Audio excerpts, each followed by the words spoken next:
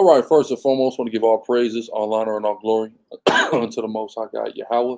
I do so in the name of His only begotten Son, who the world calls Jesus Christ, whose name in the Hebrew is Yahweh Shai. It's your brother, Chief Priest AHLAZAR BANLAWYA, a.k.a. the Gorilla Hebrew.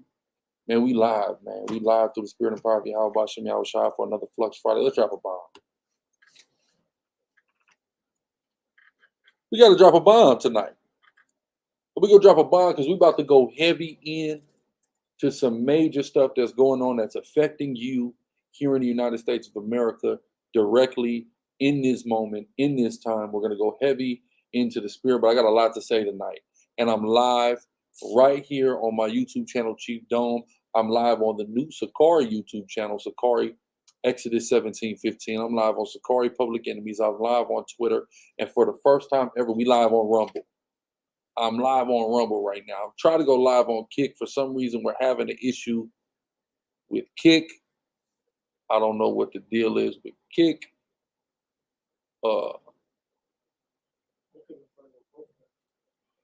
Yeah, my Kick. It should be the Gorilla Hebrew Kick. We can't get live on Kick. It's all right. We're trying. We tried. But big up to Mr. 6'5" in the chat, dropping a bomb for Memphis' finest barber.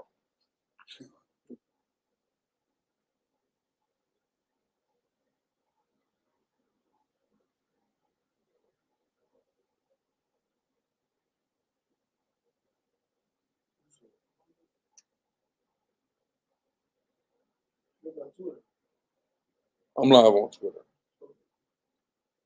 aka X, whatever they want to call it. We live. We live on every damn thing right now through the spirit and power of Yahweh. We live on everything. I got a lot to say. Oh, a lot to say. As y'all can see by the title tonight, it reads, Kamala Harris calls black people dumb, plus the biblical root of self-hate.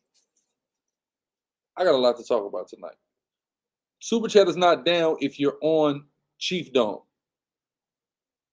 If you're on Chief Dome, you shouldn't have a problem with Super Chat. Yeah, Super Chat is up on Chief Dome. So if you're on Public Enemies, the new channel, then you won't be able to Super Chat. So get on over to Chief Dome if you're looking to Super Chat. If not, you could also donate. Our donation information is there, Cash App. You can donate via card, SICARRI.camp/give, and the PayPal email is all right there. Of course, you're looking to join. There's a join email, join at SICARRI.camp. Follow at Guerrilla Hebrew for your exclusive. Get over to Guerrilla.tv or CZYN.network. Right? But it said, did she call us dumb because she got caught or because a lot of people are supporting her, yet she's not so-called black? I'm going to explain how she called everybody dumb. I'm going to come with the breakdown for you through the spirit. Don't y'all worry. Again, Kamala Harris calls black people dumb in the biblical root of self-hate. I don't want to waste any time. I want to go directly in on this tonight. Big up. The axe just entered the building. All praise to the Most High. What's going on,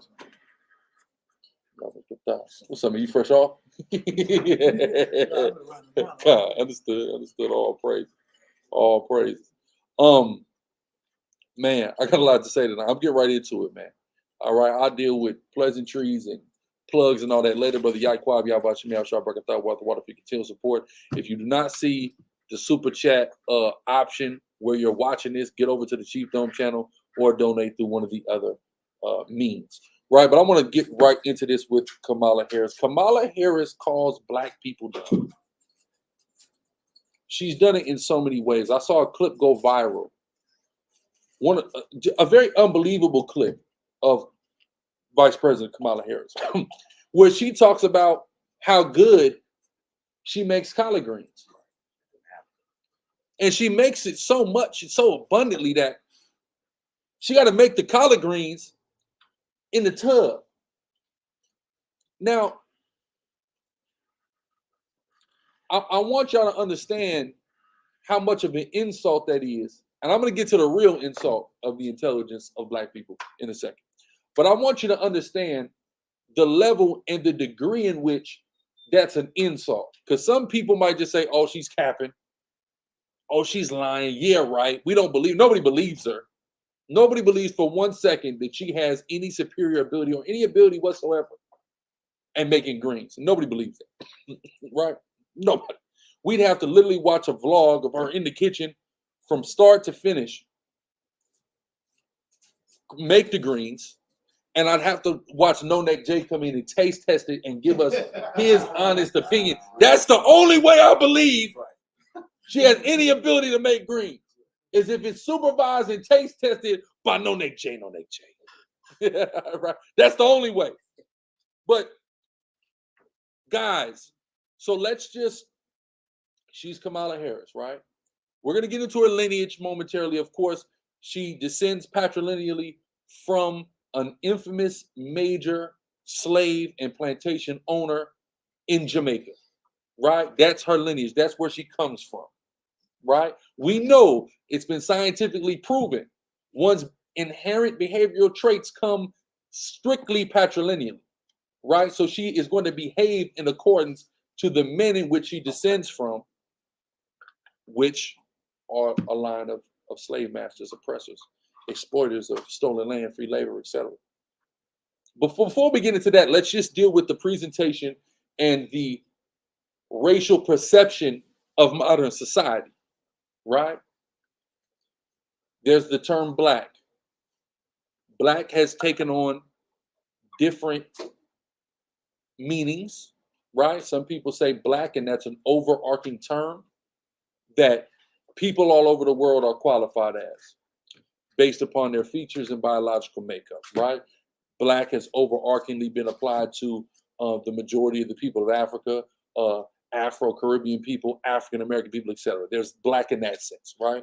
Then there's black in specifically so-called Black American, African-American, now known as foundational Black American. And there's that context that only qualifies for Black people in the lower 48, right?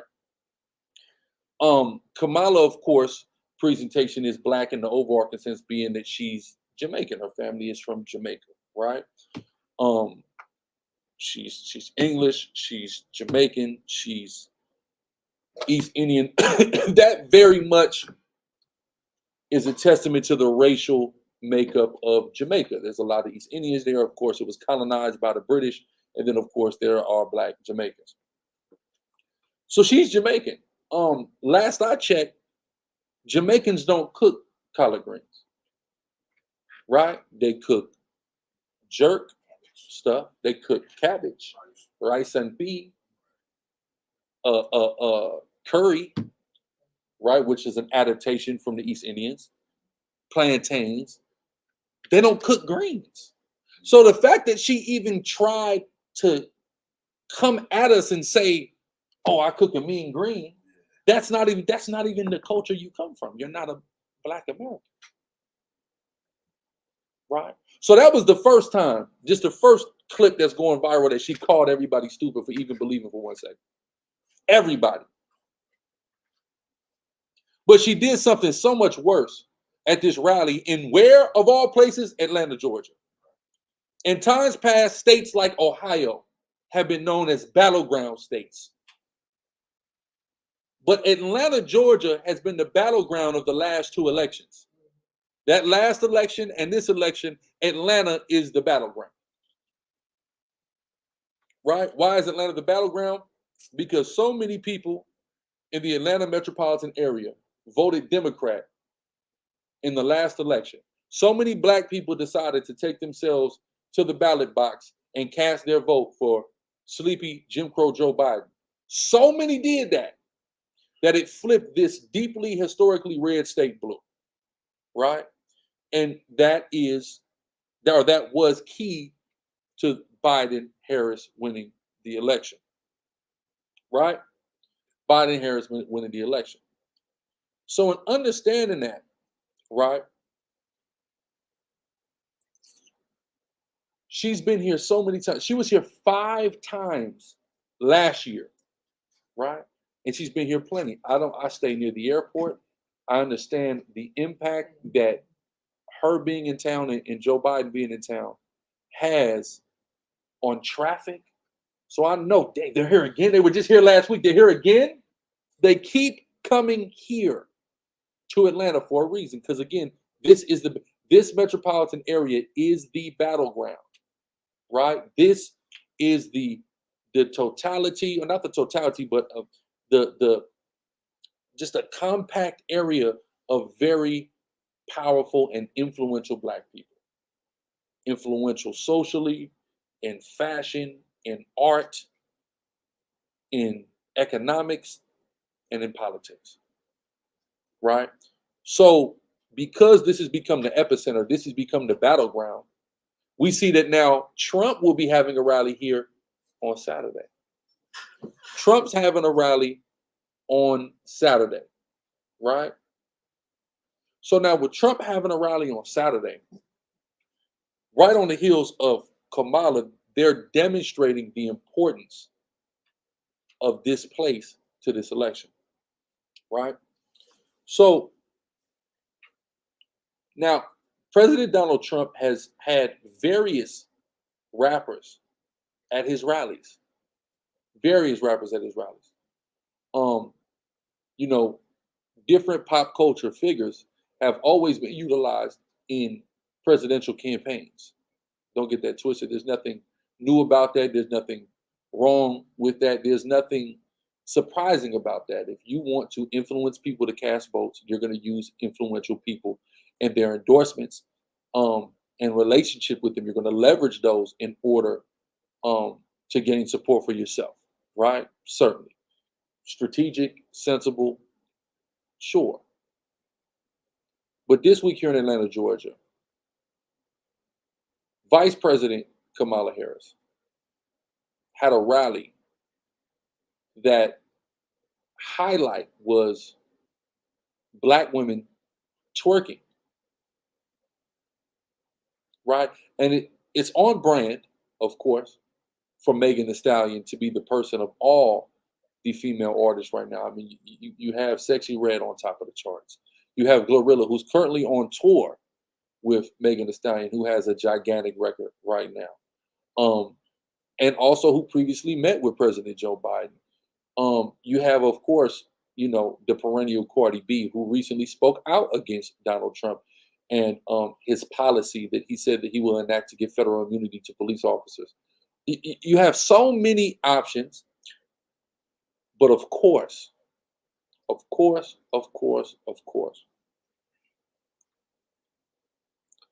all people, she chooses the person who also is infamous for wrongly locking Black men up and getting them unfair prison sentences. Of course, Megan Thee Stallion was the clear choice to perform at a Kamala Harris rally. They represent the same cause, unjustly prosecuting Black men in the state of California.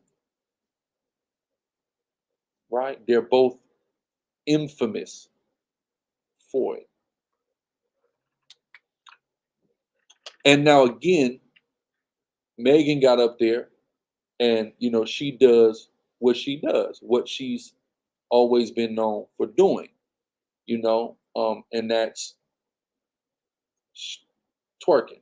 All right. I really want to say what she was really doing, twerking, right?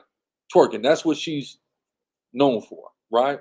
So with that being said,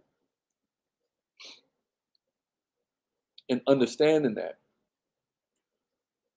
how Kamala further insulted the intelligence of Black people is she felt like what was adequate was if she brought this Black woman on, this, and I'm saying Megan, but she had a whole team of dancers with her. If she brought these Black women and they all shook their ass in front of the world, that this is what it would take to secure the Black vote.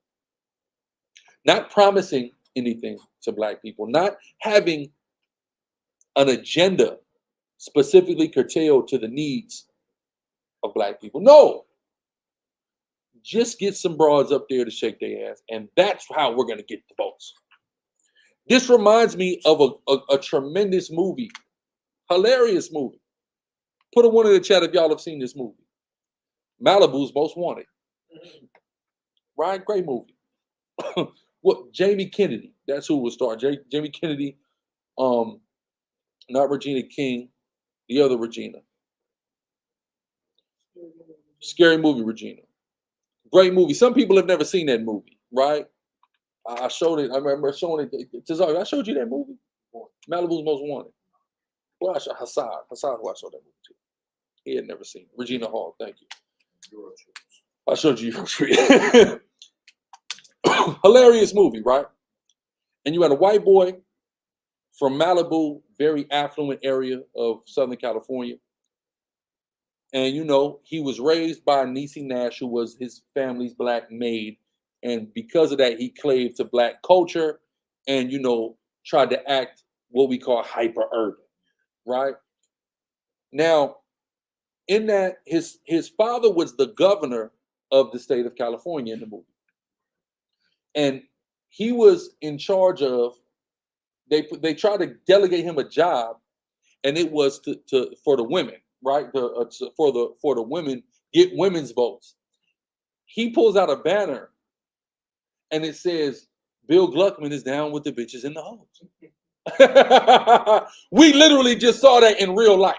Yeah. We saw that in real life in Atlanta, Georgia. Kamala Harris is down with the bitches and the hoes. Kamala Harris is down with the hot girl summer. That's what we just saw in a presidential campaign. Because that is what and how our culture and our people are looked at. Right? Now,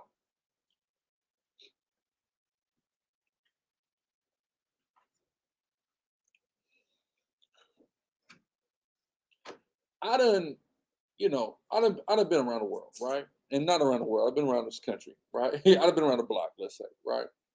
And there's something that I happen to know about a specific ethnic group of women that have an elevated propensity to participate in prostitution, right? Can anybody guess what group I'm referring to?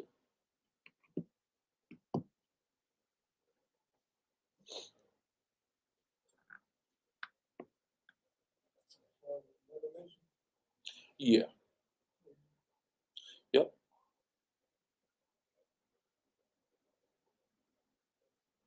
There we go. Lamwa Allah. Hit it on the head. Knock had it in the room, but I want one of y'all to chat together. Supplanter. Look at that. So I'm not making it up, right? Just so we can. I'm not going to say it. I'm just going to do this, right? Y'all can see it on the screen. Okay, cool. Never is that ethnic group treated as if that's all they can be. Never is that ethnic group marginalized like that. Like if they were looking for that ethnic group's vote, they wouldn't bring like a bunch of massage therapists on stage or geishas. They wouldn't do that. Stacey Shepard, y'all about Shimmy Al-Shabaraka, thought wealth of water, right? Third Tribe said it. I didn't say it. Third Tribe said it. They wouldn't do that, right? They wouldn't. Now, let's say that there is a large amount of that particular ethnic group that participates in such things. Nobody will sensibly blanket the whole ethnic group with that, or in the political setting, highlight that, celebrate that, utilize that in order to garner support. Nobody's doing it, right? Is there a segment of our people that like to turn up, women that like to twerk, and people that like to listen to music? Sure. But a presidential rally is certainly not the time for a thing like that. There are major issues that have been impacting Black people as long as we've existed in this country. Why wasn't that what the rally was centered around? This is a woman who said, well, yeah, I can do stuff, but I'm not going to do things that are only beneficial to Black people after doing things only beneficial to several other groups of people. Why isn't that what it's centered around? Instead, the entertainment, the distraction that our people are all too easily caught up on was cute girls shaking ass. Let's just do that. If they shake some ass, they won't ask about, I don't know, reparations. A major issue, a talking point that many of our people have been bringing up lately. You know, I would hear about it. Remember when I was young, you would hear about reparations, but it was never a major point of discussion for presidential races, right? Now it is. Now our people have picked up enough steam where our voice is loud enough through independent media platforms that this question has to be asked. This question has to be dealt with, especially when you're a Black candidate. And then for you to go out of your way and say, well, I'm not going to just do something that only benefits Black people. Wait a minute. Plenty of bills have been passed only to protect other people. Plenty. So why can't Black people get a bill? Why can't Black people get a law passed? See, before Black people in Atlanta voted Trump out of office, he had a promise and a plan, allegedly, for Black people specifically. It's called the Platinum Plan. I just want to know what was there. I can't wait for somebody to ask what was in the Platinum Plan. And are you mad? And are you taking the Platinum Plan off the table because of how the last election went? Or do you plan on putting the Platinum Plan back on the table? If I can ask Donald Trump one question, that would be the question. It would be about the Platinum Plan. I wanted to hear all about the goddamn Platinum Plan. Right? She called us dumb. She insulted our intelligence. And I want y'all to understand, she didn't just call Black people dumb, right? She also is calling the Latin demographic dumb. And I'll explain, right? I got some statistics here. Right, shout out to a great thing called ChatGPT. I asked ChatGPT. I knew the answer, but I like the way that ChatGPT articulates it, right? So I asked ChatGPT exactly a slap in our face, a very specific question, right? Because what you have to understand something very key about the urban demographic, urban media, etc. Urban media is centered around Black Americans, but it influences and is consumed by not just Black Americans, but by all Black and Hispanic people in America specifically and chiefly, right? And so I asked ChatGPT this question. When it comes to content consumption from various media outlets, both online and in television, is it fair to say Latin Americans consume urban content more than any other, with the exception of Spanish and Latin content, because they do prefer to consume content in Spanish language? That's why there's been many attempts to create English first language Latin television channels, and they've always failed because they primarily desire to consume their content in Spanish if it's going to be Latin driven, right? ChatGPT says this: yes, it is fair to say that urban content is highly popular among Latin American audiences, often second only to Spanish/Latin content. Exactly what I said.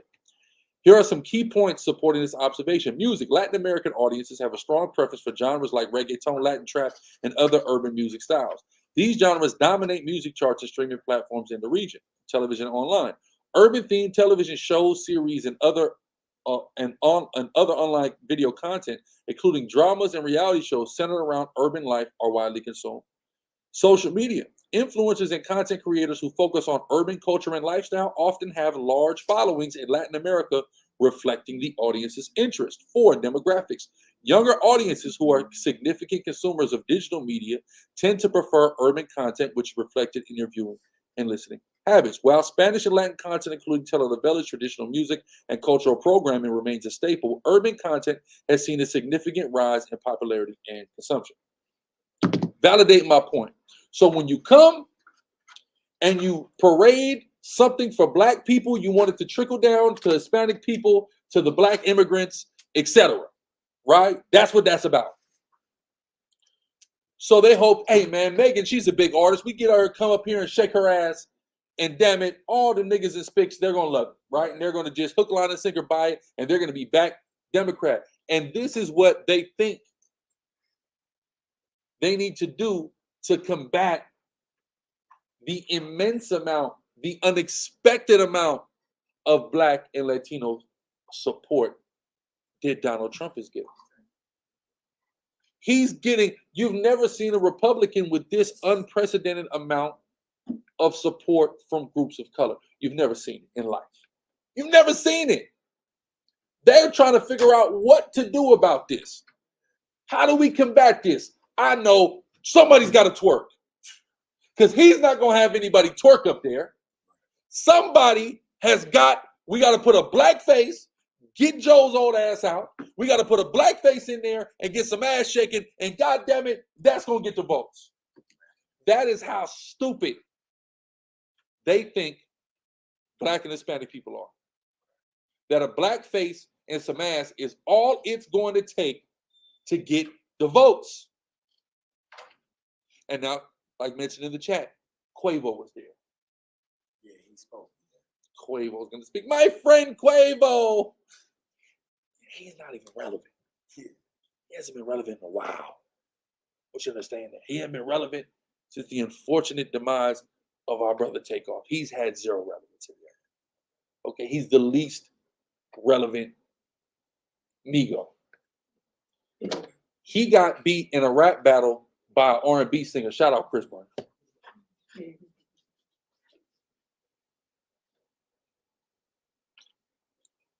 We don't give a damn what Quavo's talking about. Quavo just opened a club up nobody's even going to. Right? He opened a club up next door in a gas station parking lot. Right?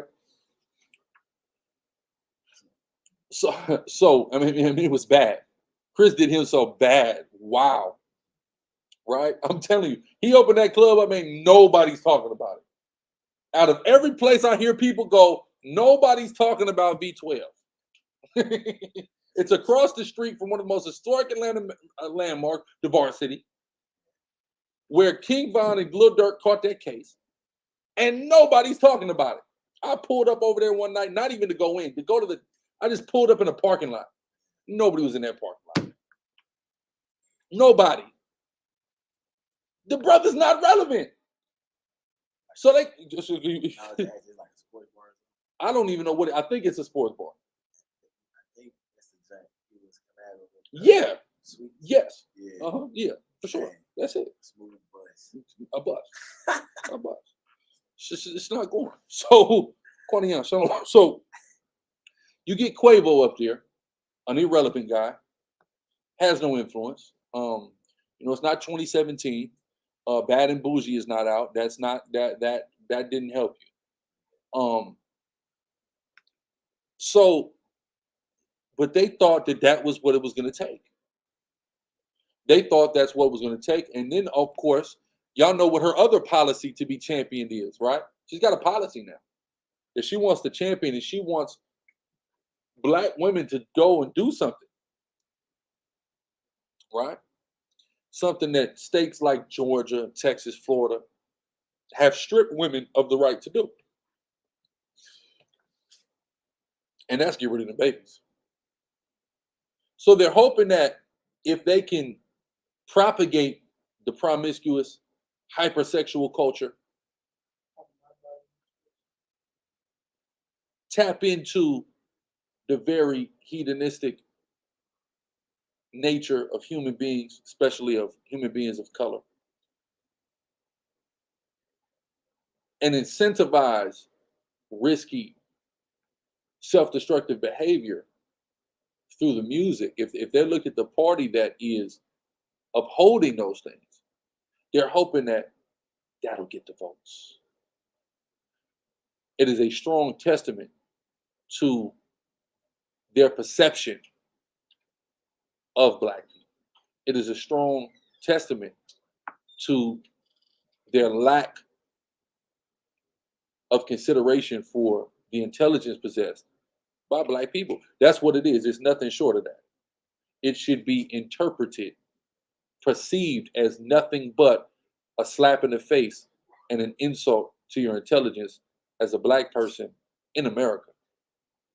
It should. I don't know of any time where there was ass shaking at a presidential rally. We're talking about a country where there was a wardrobe malfunction at the Super Bowl and women weren't allowed to perform at the Super Bowl forever after that. Let's hold on. Let me pull that up. I need to pull that up real quick. Super Bowl halftime performers. It was forever. After that, they weren't letting women come at all. Let's take a look at this. Let's fact check me. Okay, history. Let's go to Janet. What was that? 01 with Janet? And y'all know that's how YouTube started. From Janet. Janet's breast. The black woman's breast started YouTube. Right? Yeah, Justin and Janet. That was 01. No, that was Brittany and Mary J. Blige. U2. So when was this? Okay, right here.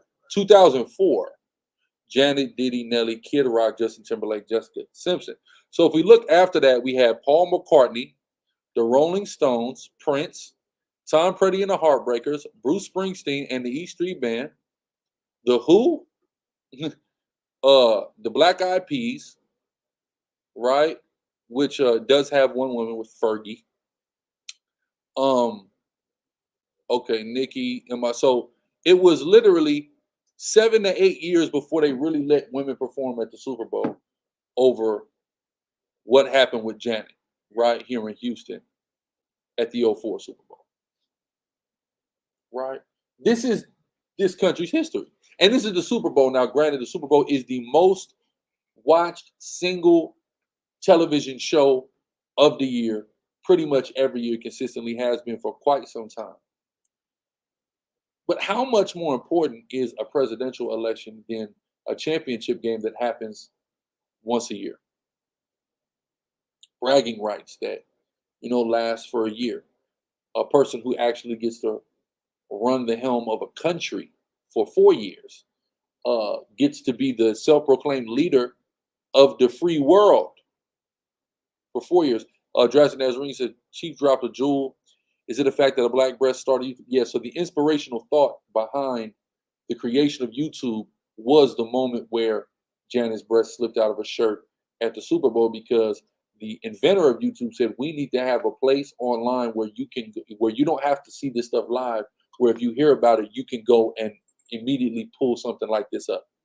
So that was the inspiration for YouTube, right? So again, over that, it was 7, 8 years before they even let a woman grace that Super Bowl stage again. They just had a bunch of Paul McCartney, The Who, the Rolling Stones. They had a bunch of archaic, ancient, decrepit white men out there. They wanted to keep it totally as not sexy as possible on that damn stage for many of those halftime shows and performances over the situation that happened with Jen, right? Now, granted, that was 20 years ago, but this is the precedence of the country and how they handle these type of situations. Now we have a situation where the president is highlighting and exploiting hypersexual behavior and dance moves and music in conjunction with the presidential campaign. Why? Again, because they understand the importance of the black vote, the Latino vote, and they want it, and they feel like we are stupid animals that just love shaking our ass. So that's what's going to get the votes. That's what's going to get Harris put in the ballot box. Not any agendas, not any policies that are beneficial, that are favorable. We can take a look at her policies as district attorney in the state of California, as attorney general in the state of California. Her policies were very, very predatory towards black and brown men, especially. Right? When I'm hearing, I'm seeing the commercial ad for Kamala. I'm looking at the commercial for Kamala. Right? And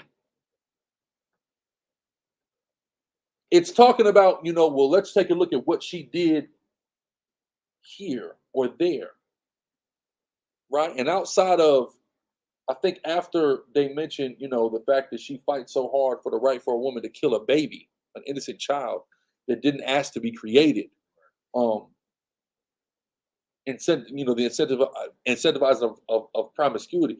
Outside of just that, the fourth accolade that they said that she accomplished in office was, or as a vice president, was fighting for lower prices on insulin. Another insult to Black people's intelligence.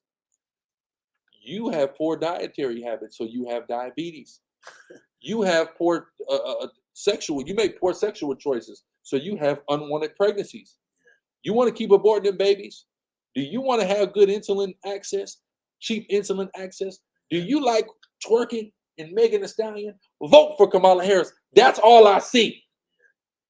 That is all I see. That's what's being communicated if you're paying attention, if you had the glasses on. Right? Hold on. Let's look up this movie.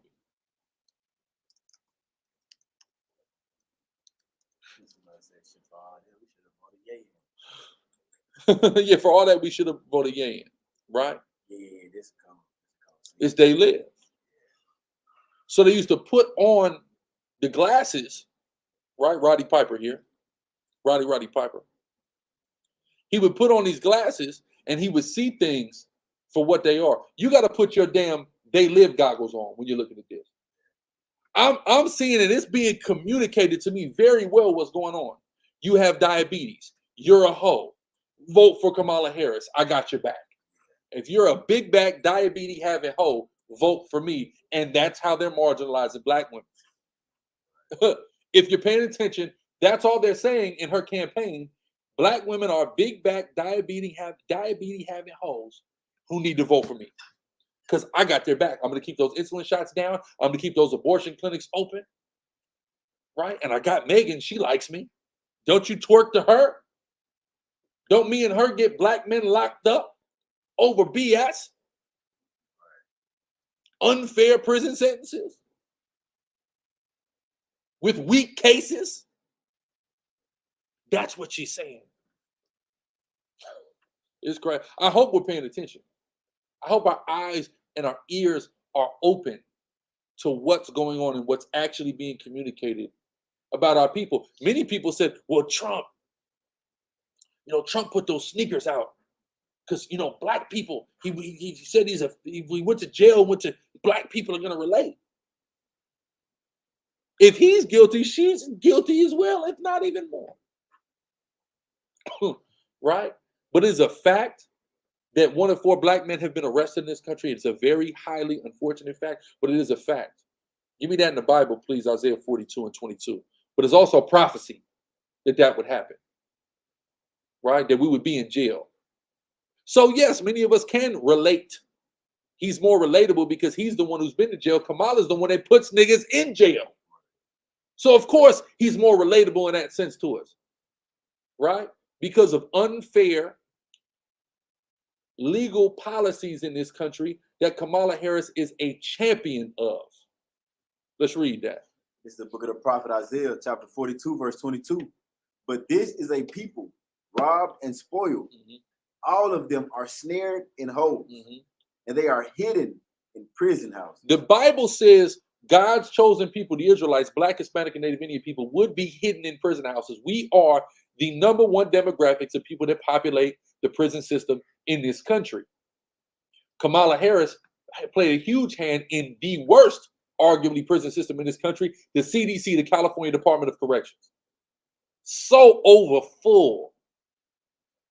So much so that they gave life sentences, 3 strikes, you're out, and they got to let them people out because they got to make room for new prisoners. That's how out of control the California Department of Corrections is. And a lot of those people were put in jail by Vice President Kamala Harris. Right?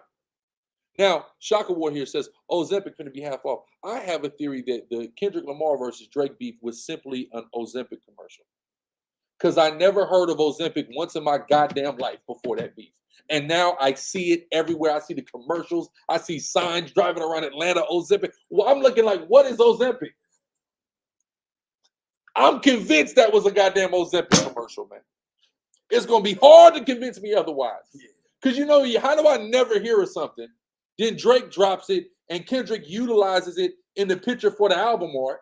And now I can't get away from Ozempic. I didn't know what it was. He said, Rick, Ozempic, I had no idea it was weight loss related. I was confused, right? Now that's all we're talking about, Ozempic. Right? It's like Monique Robinson. So you was born and raised in LA and Oakland. Well, then I'm sure you're familiar with victims of Kamala Harris. Very sure. Right? So Kamala Harris, in her campaign, is certainly about insulting Black people, exploiting Black people, and pulling the wool over the eyes of Black people. Right? That's what this is. This is nothing short of it, right? Let's delve further now, because that was engaging her as what she is perceived by some.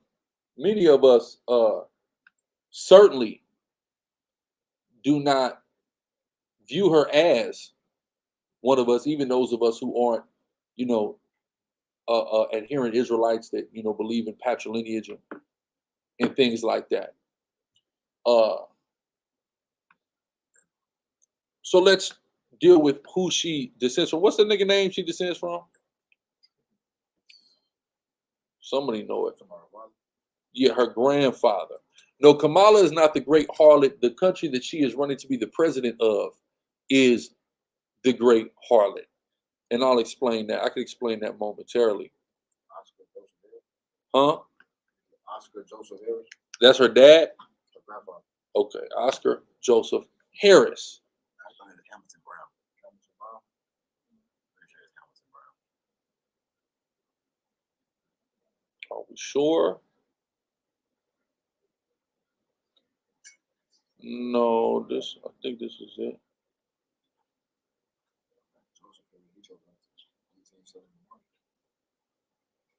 Let's go here.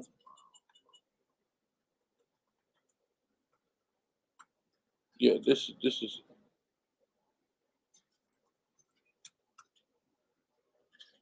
Yeah, her four-time paternal great-grandfather, Hamilton Brown. Okay, Hamilton Brown. Hamilton Brown. Yeah, here he is. Hamilton Brown. So this just to be clear, right? And you can hold for me Numbers 118, Ezra 2, right? But Hamilton Brown was an Ulster Scot. So let's just stop there. Let's unpack Ulster Scot. The Ulster Scot people are an ethnic group descended largely from Scottish and Irish settlers who moved to the north of Ireland during the 17th century. There is an Ulster Scots dialect of the Scots language, found mostly in the province of Ulster. Their ancestors were Protestant settlers who migrated from the Scottish lowlands and Northern Ireland during the plantation of Ulster, which was planned process of colonization following the Tudor conquest of Ireland. And when you understand all of this, this is about conquest and, macro gentrification of Ireland that had many Black inhabitants when you get into that, right? That's not, if you're not familiar with Black nobility and the Black population of medieval Europe, Dark Age Europe, I mean, you're just a fool, right? If you haven't looked into that, right? Matter of fact, I'm gonna pull something up for y'all. I got a hell of a web page here. Oh, a hell of a web page. Just blew my mind. And now, mind you, I've been studying this for years. Most High will tomorrow. It makes 16 years for me in this truth. All praise Yahweh Bashem Yahushua. So for 16 years, I've been familiar with Black nobility in ancient Europe. This one, oh yeah, this is it right here. I want to pull this up for y'all, right?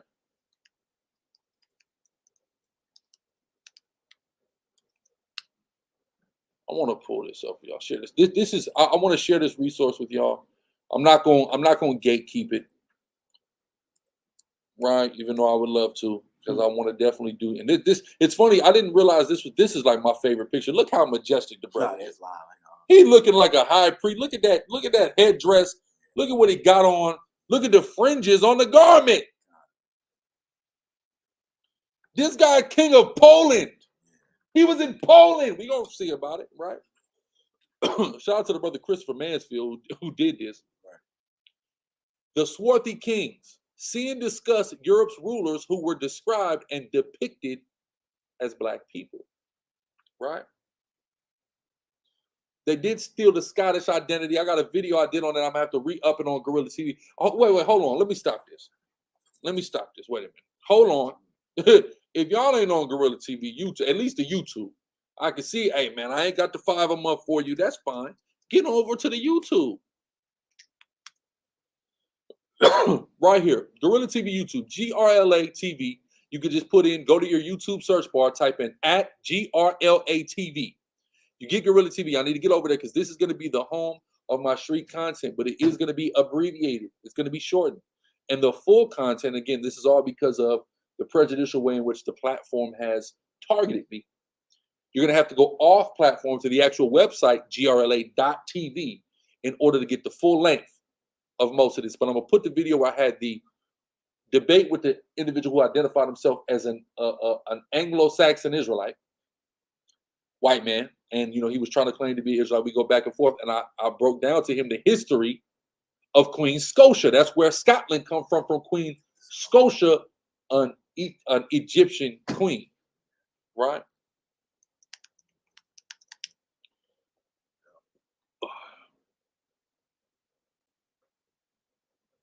This is Queen Scotia right here, right? We see what that is, an Egyptian princess. Now, some of y'all may know about an area in Canada. It's called Nova Scotia, which means New Scotland.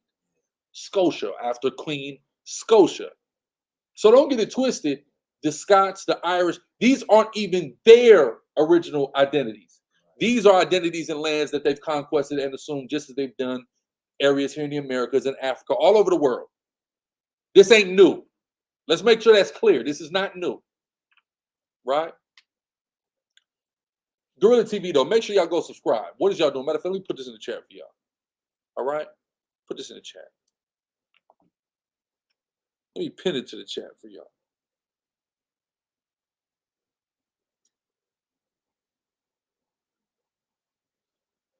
Gorilla TV, right? Judah Man, y'all about Shemel Sharp, I thought Walter Water.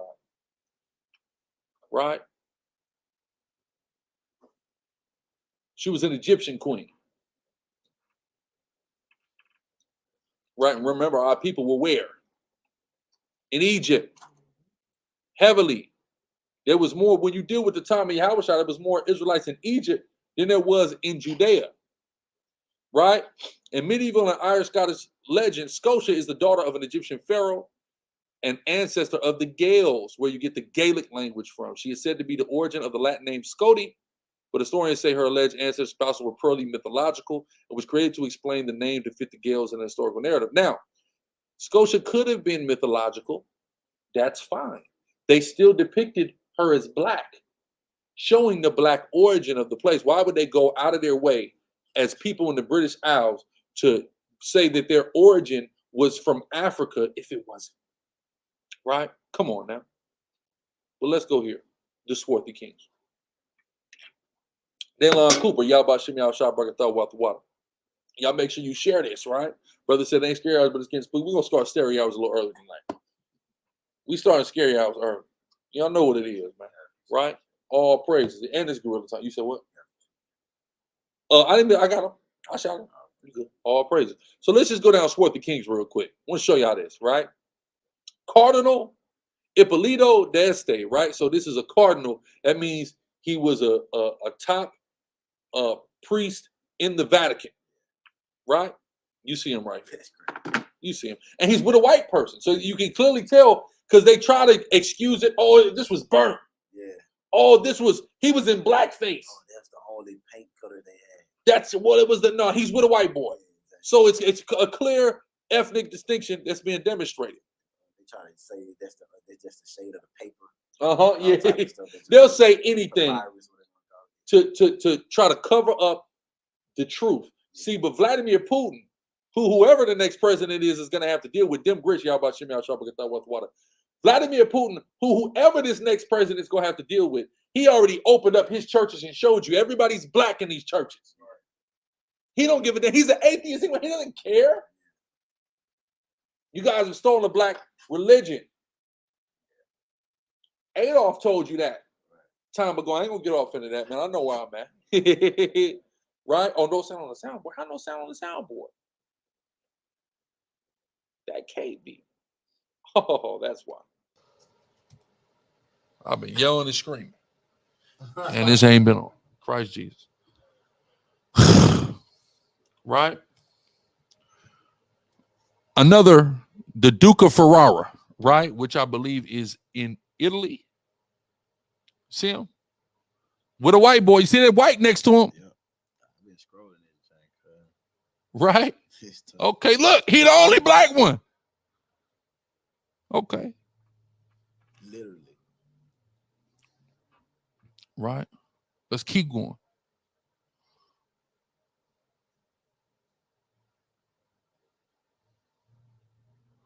Let's keep scrolling. Another one, Urkel. Another Duke of Ferrara, right? Nigga named Urkel. Come on, man. Urkel. It's Urkel, man. Another Duke, Borso. Look at this. The Princes of Brunswick. Yeah, the Prince of Brunswick is crazy. Look at them. Sweet ass. They look like that picture of them niggas in Chicago at that concert. Yeah, with all them the bell bottoms. Sweet ass niggas. Yeah. But niggas no less. Right? Look at this brother. Observation concerning the increase of mankind by Benjamin Franklin. It's Benjamin Franklin. This is what Benjamin Franklin said about Germans. This post will continue the commentary on the Benjamin Franklin's observation essay, 16th century Germany. Right? Look at this. It say, in 1755, Benjamin Franklin, the founding father of the United States, published a short essay titled Observations Concerning the Increase of Mankind, Peopling of Countries, etc. In it, he speaks about the concerns he had with dark-complexioned Germans that were settling in Pennsylvania, much to his dismay. The following is an excerpt from this essay in which Franklin speaks about the general complexion of people around the world. This is interesting. He says, and since detachments of English from British sent to America will have their places at home, so soon supplied and increased so largely, here he's talking about in America, colonization by the Brits, why should the Palatine Boers be suffered to swarm into our settlements, and by herding together establish their language and manners to the exclusion of ours? Why should Pennsylvania, founded by the English, become a colony of aliens who will shortly be so numerous as to Germanize us instead of Anglifying them, and will adopt our language or customs any more than they can acquire our complexion? So, showing you that there was a distinction between the complexion of the Germans he was referring to and the English. Well, we know what Benjamin Franklin was. We know he was emphatically a white man. We know that. He juxtaposed the complexion of the Germans that he was encountering to his own, showing you that the Germans were black. Right. You keep reading the excerpt, he go crazy. I think that's the brother adding remarks to it, but he's snapping though. Like if you jump down, I say in the excerpt, Franklin described Africa as black and tawny, yeah. Asia and America were tawny. As tawny, right? So he's saying Africa is black and brown, yeah. Asia and America brown. Yeah. Pre-Columbian natives whatsoever were described as copper color and black complexion in contemporary accounts from explorers, conquistadors, and Jesuits. Right. This coincides with Franklin's description of tawny. So people of different shades of brown. Exactly. Great shirt you got on there. Praise the Lord. Yes. Tawny is the equivalent of the French word tin, which originates the word tan, right? This is why that's a name amongst Haitians. Not this the ETN, like basically like you're tan. Yeah. To tan something means to blacken it. The above definitions from the 17th century bear proof of that noirceur, which is black or to blacken, right? That's the French for black. To tan, to revile, to disgrace, to blemish, to vilify. Noir is a French word for black. Tan and black are synonymous. The second term is that of tan, which is described a little black spot on the face. The word derives from tan, and the only color in its definition is black. A tan is commonly called a mole, which is considered a blemish, right? So here you go. Make black to tan. See that? So he's showing you. Okay. Oh, look at this. These are the Germans. Wow. Duke on the left, I think. Right? Yeah, Duke. Duke of Milan. Oh, no, these are Italians. Yeah. These are Dukes. They're running Milan. Y'all know about Milan. Okay. Look at the time frame. 1490. 1490 is right before the Renaissance. Right. Want to show some more. Of course, he's a Moor. They are at a point where they'll admit about the Moors. Duke of Milan again.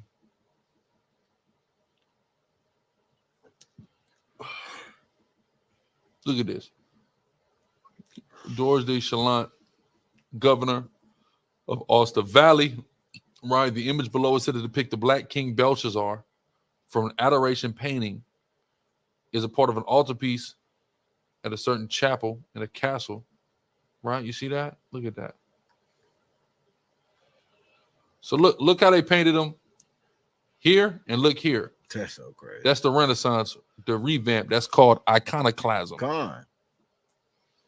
Right? Look at this. Look at this, brother. Duke of Burgundy, the Epiphany of Charles the Bold. Okay. That's crazy. Francisco Homan, right? Portuguese nobleman. Boom. Okay. Let's keep going. Ludmilla. Yeah, the Duchess. She's over there in like the Eastern Europe. Yeah, Poland. This is Poland. Yeah. Where the original Polish. Stacy, again, y'all about Shimmy out shot bucket thought worth of water. Right? Sleep don't love me. You damn right. Sleep ain't never loved me. Right? And another good point, K Paradise almost forgot. Europe is named after Europa, a Canaanite princess. Yep. Good point. Come on. Great point. Let's keep going. Francis the First, King of France. Y'all know King James was also King of France, right? Okay. Philip the Handsome, King of Castile. Castile, of course, is Spain. This is where a lot of Spanish is called Castellano. He's the king of that region. Okay, let's keep going. See that? You see him? You see everybody else? You see him. This wasn't a mistake. Right. The church didn't catch on fire. This is deliberate. Right? It's just like let's look this up. Kamala Harris with Biden cabinet. Just look that up, right?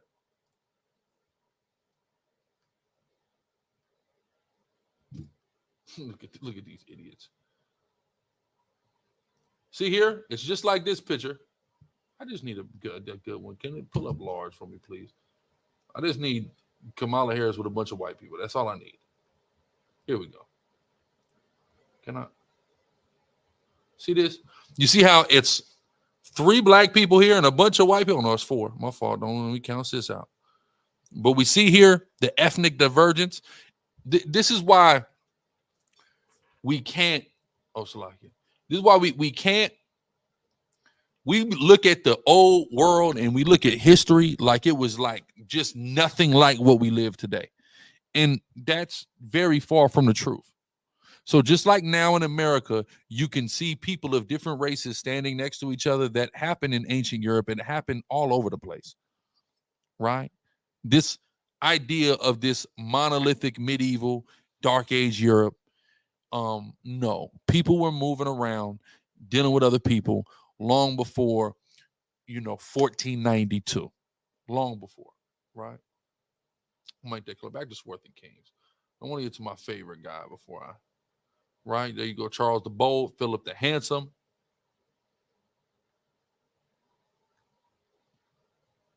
See, look. It's so well known that in Europe, when they dress the kids up, when they play the black character, they put them in blackface. And when you understand where thespianism comes from, all right, not lesbianism, not thespianism. where thespianism comes from. In ancient Europe, where they were doing plays, like y'all know about the plays like Hamlet. What's the one about the Moor? Othello. When you know about those plays, women weren't allowed to act. So the men had to be women. When the man played the woman, he dressed up like a woman. When the white man had to play a black character, they put him in blackface. It's what they did. So they carry that tradition on. So if the person isn't historically actually black, why does the white boy got to put on blackface in order to accurately portray him in Europe? Exactly. Why?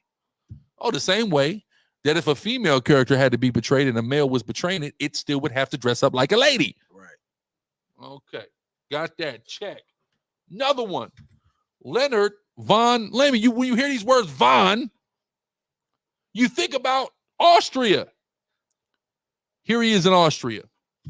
Okay. It's more. Oh, it's more. Look at him. Black men dressed as knights. Is this Saint Maurice? Oh, this brother.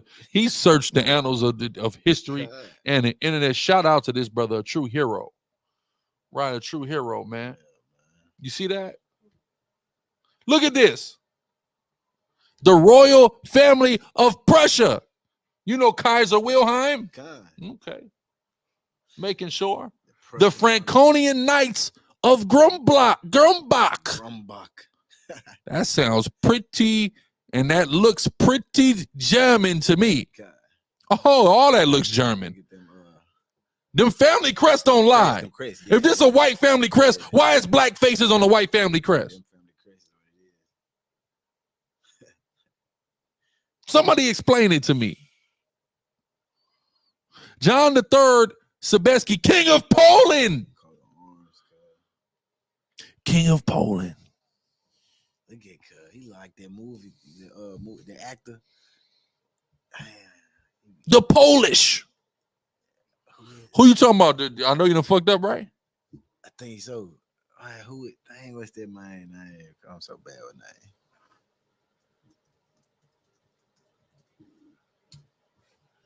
Yeah, Bill bro. Duke. Bill Duke. No, he look just like Bill Duke. Imagine that. Bill Duke. He looked just like that, man. Y'all telling me this ain't the same guy? Are you telling me that this isn't the same guy?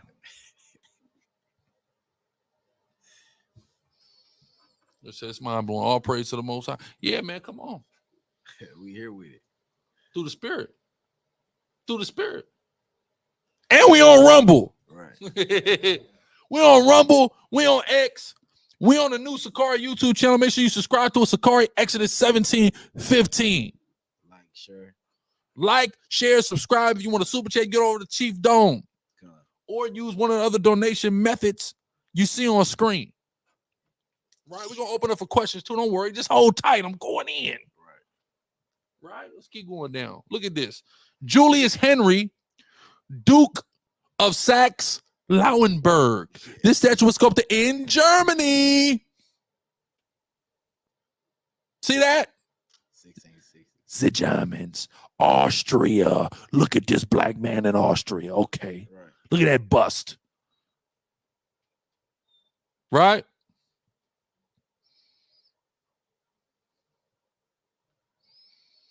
Look at him, the French Archbishop in the Netherlands. I think we seen him on Fig a couple weeks. Was it this brother on Figueroa? Checking a trap on Figueroa. That's what it looked like. I'm lying. He looks like he could have been up for Player of the Year. Really big worm for real.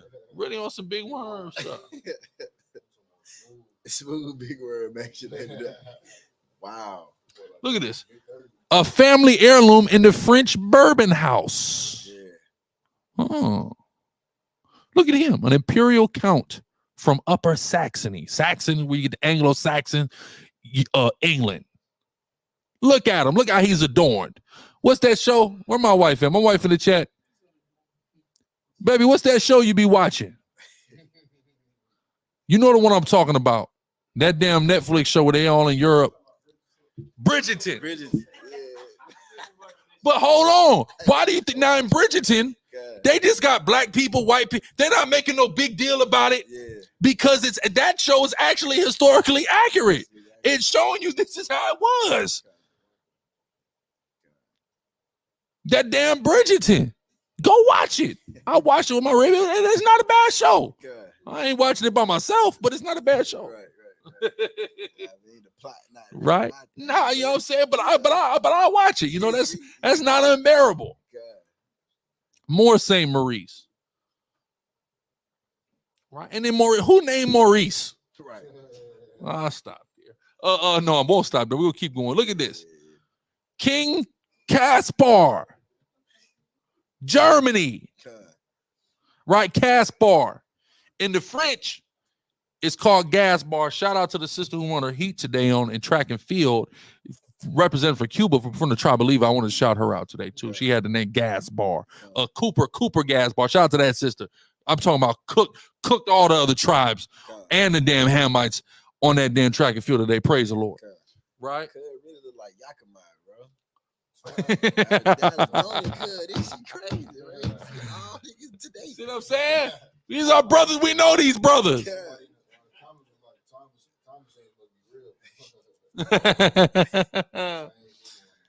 Now look at this. Marie Antoinette. I know many Antoinette. I wanted, Soleil, second middle name supposed to be Antoinette. Her mother protested very vehemently, adamantly in regards to that. Marie Antoinette. Now, I saw a goddamn movie on the TV where Kirsten Dunst was Marie Antoinette. That does not accurately meet this depiction that we're seeing here. Interesting. Oh, look at King Louis. Which King Louis? The 16th. This is Louis the 16th. You like the baby. Look at him. He do look like the baby. Right? The nigga look like the baby. Can't make it up, bro. He looked like he shot a nigga at Walmart. He don't. Kirk right He there. look like Kirk. Look Kirk. You know what I'm saying? Look at this stuff.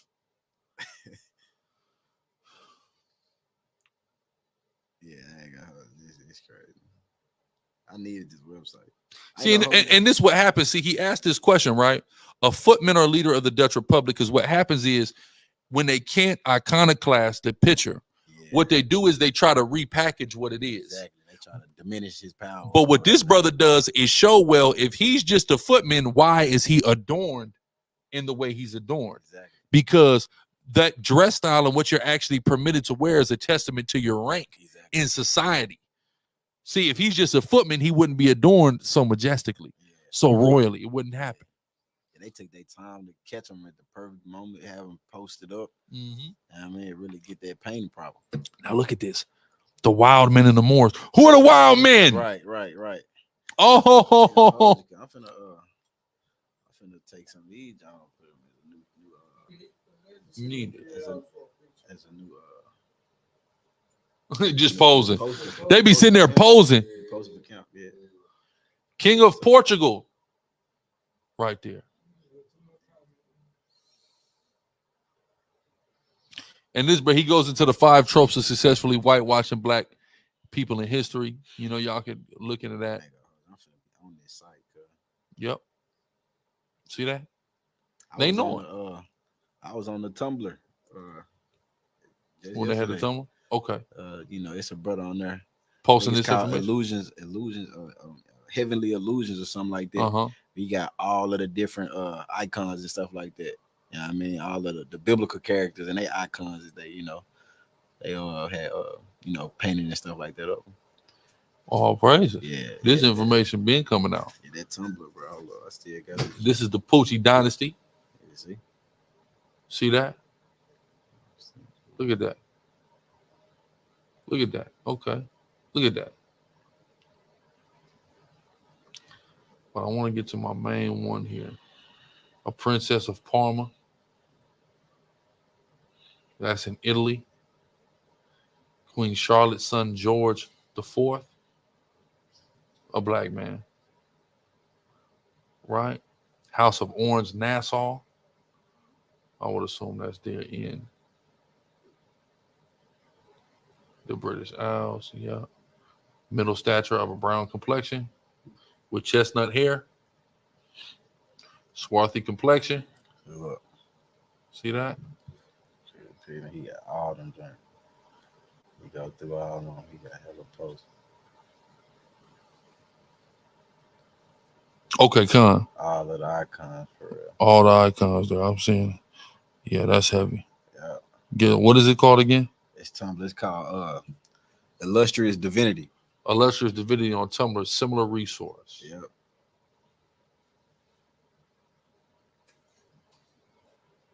The Viceroy of Valencia.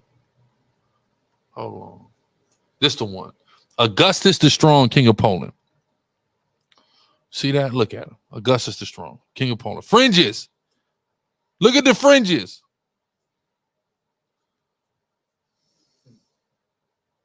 Of a swarthy but majestic countenance. See that?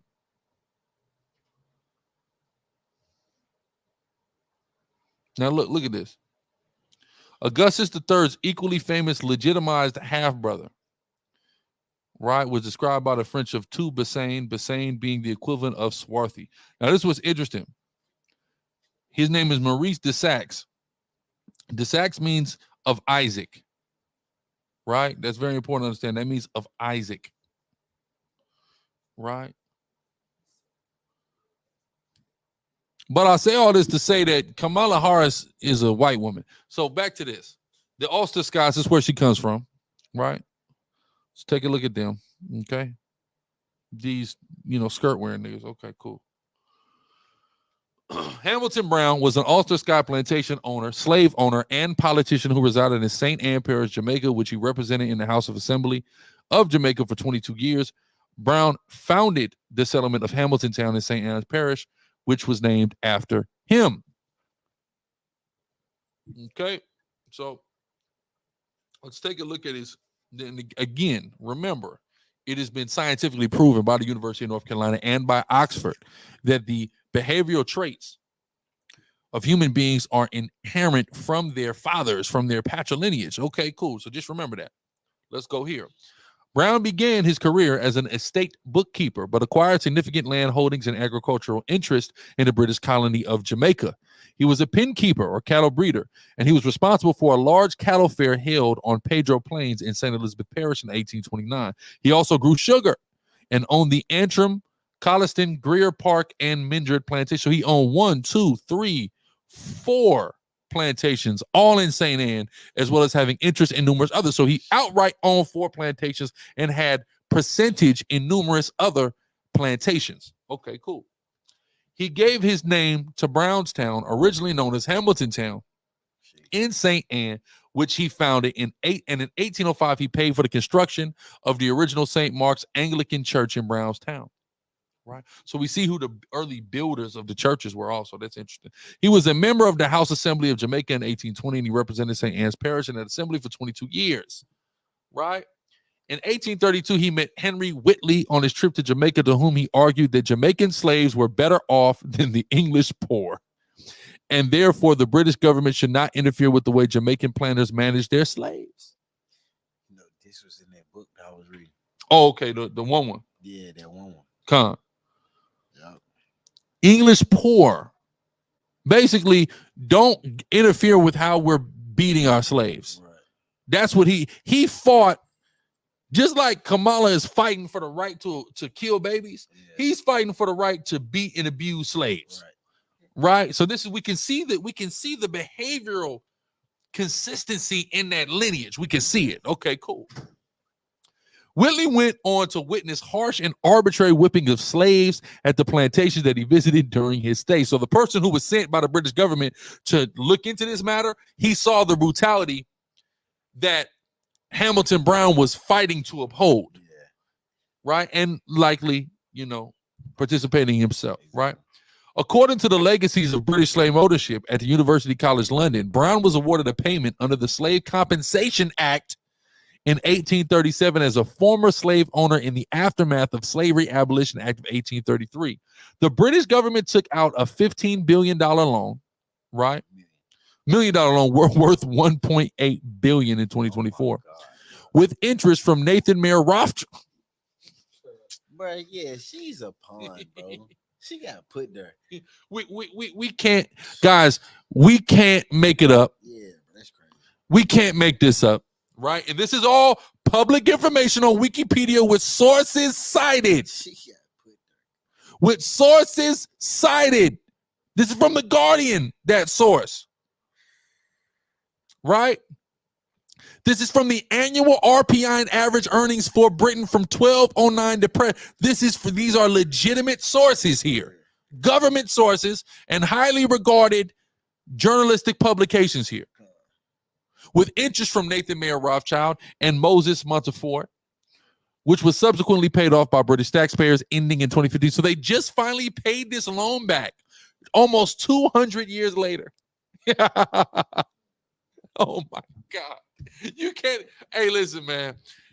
You can't make this stuff up. And then you wonder why the Rothschilds have the wealth they have. Right. They've been getting interest from British taxpayers for almost 2 centuries. Christ Jesus. Brown was a prolific slave owner in the context of Jamaican society and was associated with a large number of claims, 25 in total. He owned 1,120 slaves, most of them on sugar plantations in St. Anne's Parish, and received the equivalent of 24,144 euros, the equivalent of 2.89 million in payment at the time. So they basically gave him 3 M's to bail him out for the loss of 1,100 slaves. Right? That was crazy. He got paid for that. He got paid for them to not be slaves just to still have them working on plantations, because trying to gain land and stuff like that after being let out of slavery was too hard. They made it to where the interest rates and stuff like that was too steep for these folks to acquire land out there. That's why he's still living in the way they is now. Now look at this. And just to your point, what did he say? Brown was active in trying to recruit Irish people to work in Jamaica. In December 1835, 121 people from Ballymoneyco Antrim set off from Belfast for Jamaica on the James Ray, a brig owned by Brown. They settled in St. Anne. In 1836, he brought a further 185 Irish people to St. Anne. An effort by planners in 1804 to encourage large-scale Irish migration to Jamaica to settle lands that might otherwise be occupied by newly freed slaves. So bring white people, import white people in here to take up the land, so you have to come back to the plantation and essentially be back in slavery, right? Failed after the project was criticized in Ireland as potentially transforming the migrants. And the Irish said, you ain't finna enslave us, nigga. Right. We're not going. Right. We won't be the slave. So this is the stock she come from. This is the stock she comes from. Yeah. This is it, right? Kamala Harris's father, economist Donald J. Harris, wrote Reflections of a Jamaican Father that his paternal grandmother was Christina Brown, a descendant of plantation owner and slave owner Hamilton Brown, right? Okay. So, this, okay, so Snopes is saying, rated a claim that she was descended from Brown as unproven. So they said it was unproven pending further research, but her pop said it. That's what her pop said. So I don't understand how this is being denied. Why would he acknowledge somebody as his paternal grandfather who is not? That's crazy. So this is where she comes from. Okay, this is where she comes from. And of course, guess what? She's even on her, and give me that just so we can understand our worldview, the biblical worldview on how you determine somebody's identity, right? Let's read that. This is the book of Numbers, chapter 1, starting at verse 18. And they assembled all the congregation together on the first day of the second month, and they recited their ancestry by families according to the house of their fathers. That's how you identify your ancestry, according to patrilineage, and that's the most popular form of doing it throughout the world. But more importantly, that's how God commanded his people to do it. So that's what matters more than anything else. Quadazat makes a great point. He says this shows that Irish were never slaves.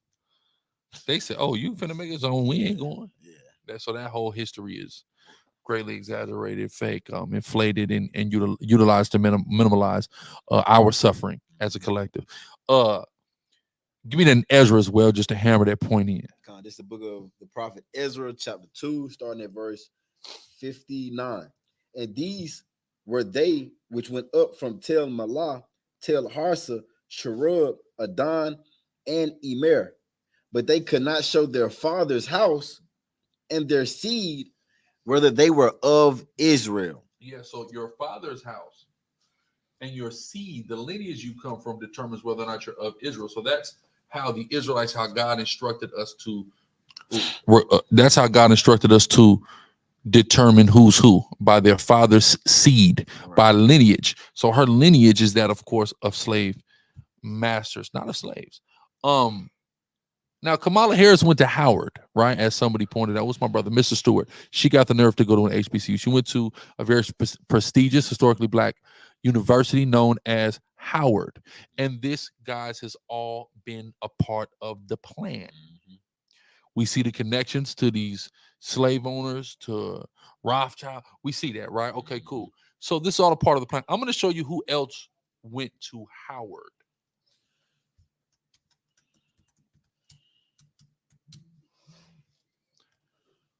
Not the black guy in this picture.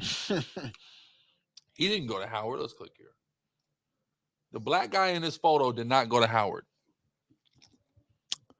Have y'all ever seen him when he was pledging a black fraternity? Have you seen this before, you thought? I gotta show the world.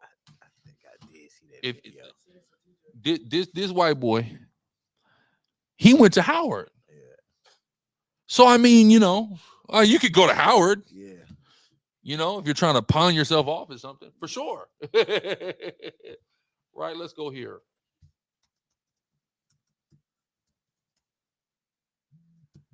You gotta do Stephen. How about that? Yeah. Yeah. God, this name Nasty. Irish McNasty. Y'all can see him.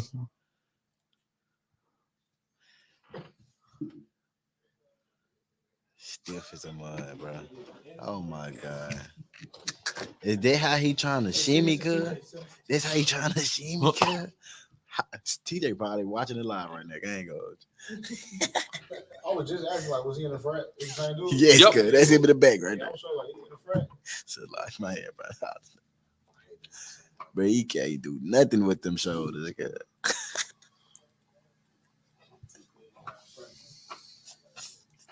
He went in public and did this. Yeah, bro. Bruce, y'all about shimmy out sharp, I could throw out the water. It's crazy. They if we were to cut the volume up, they'll probably be actually like, calling good name. Like he got away with this. Yeah, and got praised for it. One more time. He threw the new book.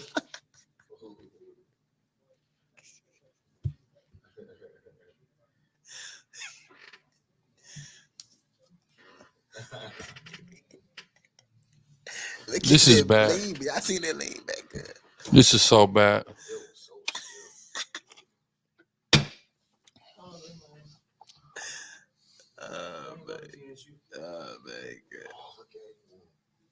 Hold on, watch it. Watch it still. He's so still.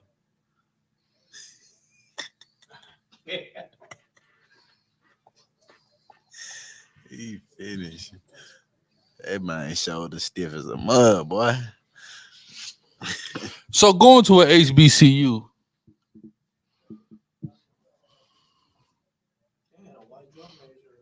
Just what? So what? But these are things that they do because, of course, she's a plant. She's been planted the same way that Barack Obama is from Hawaii, and then he just pops up on the south side of Chicago. These are things that they have to do when they're molding these plants to be relatable to black people. That's all this is. To pull the wool over the eyes of us and lead us to believe that this is somebody like us. that's relatable to us, that we can trust, that shares our interests, our views, our upbringing, that understands us. This is the agenda here. Please pay close attention. Kamala.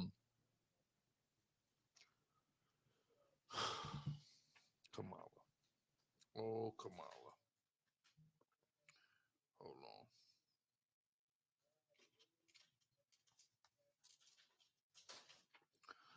on. Oh, Kamala. So we and like Mr. Stewart said, they play a long game. And we have to understand the long game they play. When Barack Obama was born, they didn't know that he was going to be the president. When Kamala Harris was born, they didn't think she was going to be the president necessarily. But they have these people that are ready when need to be called on, to be summoned when necessary. There are these people, right? Maybe you can call me a conspiracy theorist. I don't know. But I think that there are entirely too many coincidences to dismiss clear collusion in some of these cases. But either way, all praise to the Most High. We are not ignorant of Satan's various devices. We're not ignorant. We're not ignorant at all, right?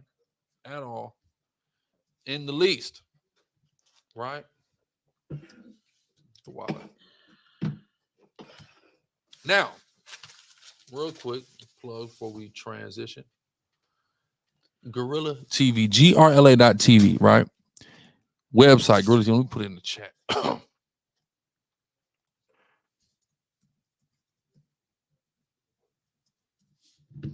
New pin link.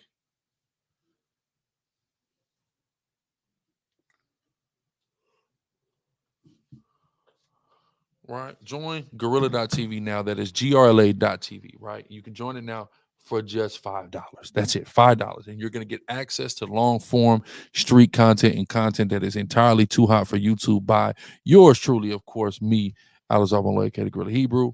We also have other options here for other stuff. People asked about, somebody hit me up asking me about the coaching this month. Of course, I still have regular counselor rates, but for the coaching, I got that special package for y'all. We got all that, but we have the content here, content that YouTube hasn't been too friendly of. So of course we now have our own. We also have czwine.network, right? It's for a little bit of a higher price point, but you have even more content. You have all kind of backlog. You have Deacon's content as well, all living here at czwine.network. So you go to either one, because of course y'all got to understand that it's time that we have to embark on building our own platforms and be able to utilize them and be able to direct y'all off of the major platforms, of course, because they are not too friendly to what we're talking about and the content that we're producing, even though it's just truth-based, it's just Bible-based. So I definitely wanted to put everybody in memory of that. Also, my brother Azariala walked in here with a fire Urban Guerrilla shirt on. This one walked in here with this one on, so I definitely got to plug urbanguerrilla.com, the #1 outlet for Hebrew Israelite streetwear. We're here, all kind of fire on this. And matter of fact, hold on, yeah, I just dropped some new heat. Hold on, let me. I just dropped some new heat for y'all. Hold on, let me sort to. This is what you do. You just go to all items and sort date new to old. I just dropped new heat on here. They don't even know about. Just dropped a new edition of the Guerrilla Department. Right? It's not even letting me go big. Okay. There's new edition. The orange. We got the brown. This one I'm getting tagged. I don't know, but I'm getting this brown thing. That brown and orange. Black. Blue. Man, we got the colors, but look. Let me show y'all that back. I got the back going. Okay. This means on the back in the French language, long live a righteous war. Right? Long live a righteous war. Okay, so man, get on over to urbanguerrilla.com, get the new job. We also got this new one. Okay, so y'all seen these Glock logo before, right? Guerrilla shirts. Okay, but look, I got the perfection under it. And then on that back, I'm gonna show y'all what's on the back. Hold on. What's on the back? Psalms 19:7. The law of Yahweh is perfect. Right? That's the true perfection. So got those shirts also. Just dropped that. And a whole lot more coming through the Spirit of the Most High. I want to just take this time to plug all of that, all praises unto the Most High. Let's get also Deuteronomy. Give me Deuteronomy 28. I'm at 15. Deuteronomy 28. No, Salakia, not 28, 15. Give me Deuteronomy 17 and 15.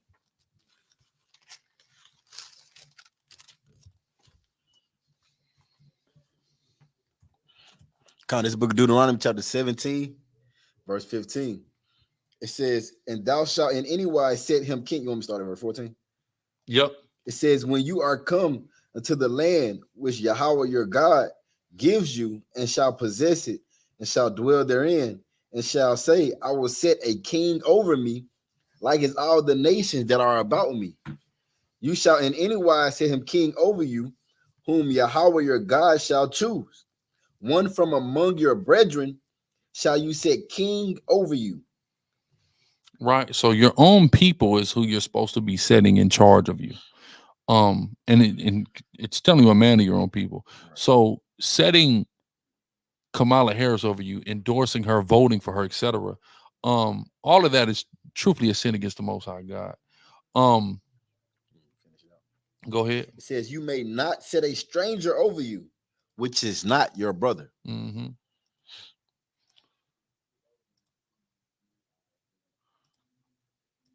Man, where is this at?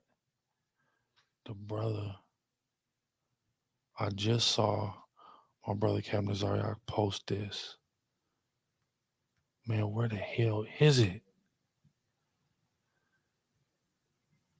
It was something. Oh, this right here. Oh my God, look at this. Look at this. This is Roland. Y'all know Roland Martin, right? Roland. Oh, Roland Martin. Matter of fact, let's just pull him up. Roland.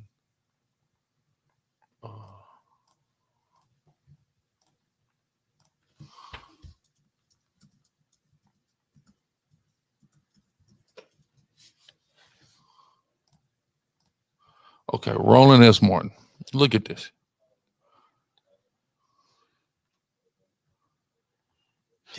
Did he post this? What did he post this at? Catholics for Harris.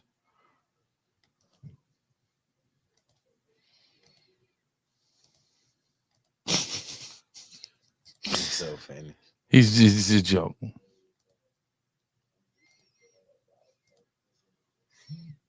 Where is this at? Okay, look at this. Not in action. I mean, they're going hard for Kamala. See, you gonna throw on the Greek attire. Uh-huh. Where is this at?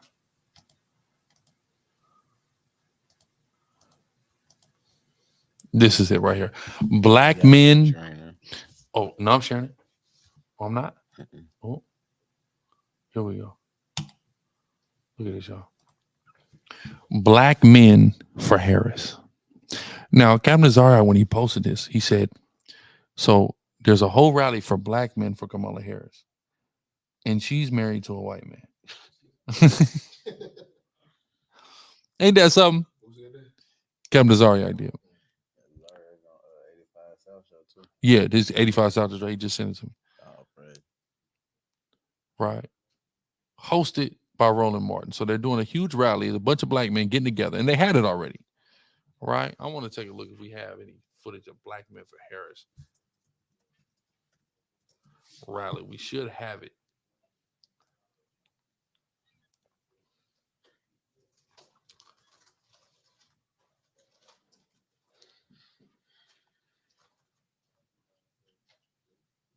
Here we go. Look at this. Win with hashtag win with black men. Black men gonna get it done, apparently. All for Kamala, who didn't choose a black man, interestingly enough. Okay, I'm not seeing the rally. I'm just seeing him claiming Roland talking. Yeah. Him claiming virality. Wow.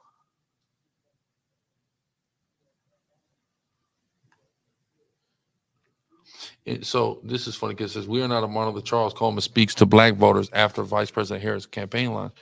And the cold part is, you're right, we are not a monolith, but the truer fact is that we have voted monolithically always, right? Pretty much blindly Democrat for many, many, many moons now. Really since Kennedy. Before that, we voted blindly Republican. So I'm not seeing any proof of this rally. Let me go back here to Rowan S. Martin. Let's see if did this rally even happen.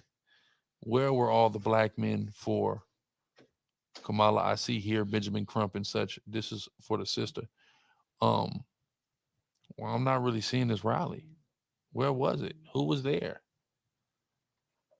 Yeah, I don't know if it's real. Was this it? No, the sister's passed.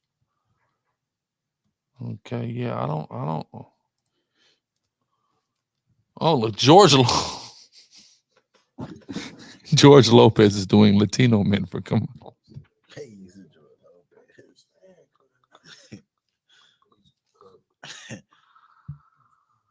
Oh my God!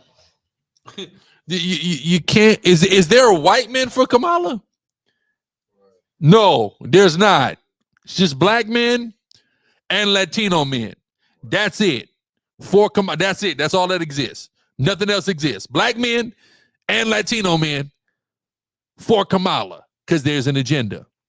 Now the white men get Kamala, right? She's giving herself to a white man, his family, raised them kids that aren't hers, and white kids that are not hers.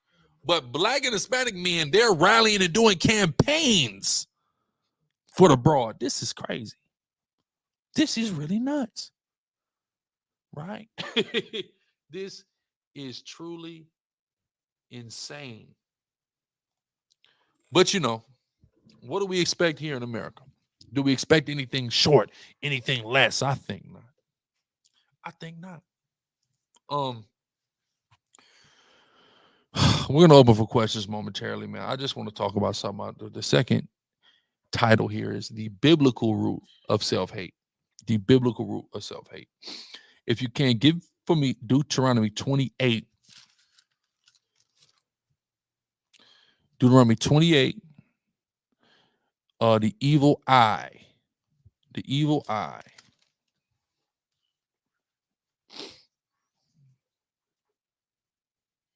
What's that about? 50? 54.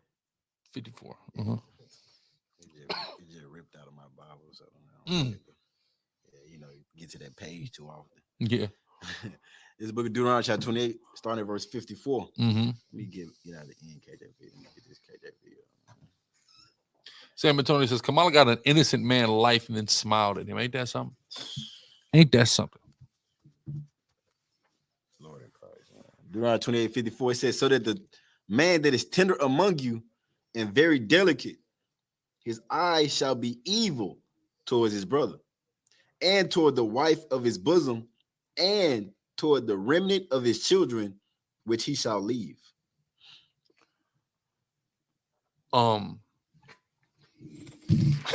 Yeah. Oh man, and toward the remnant of his children we shall leave.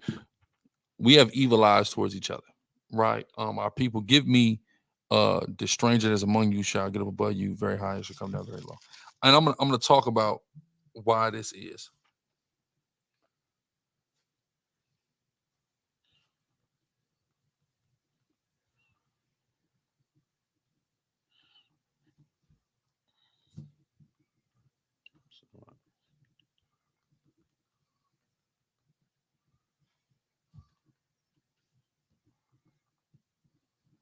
It's crazy. I can't see this in my book.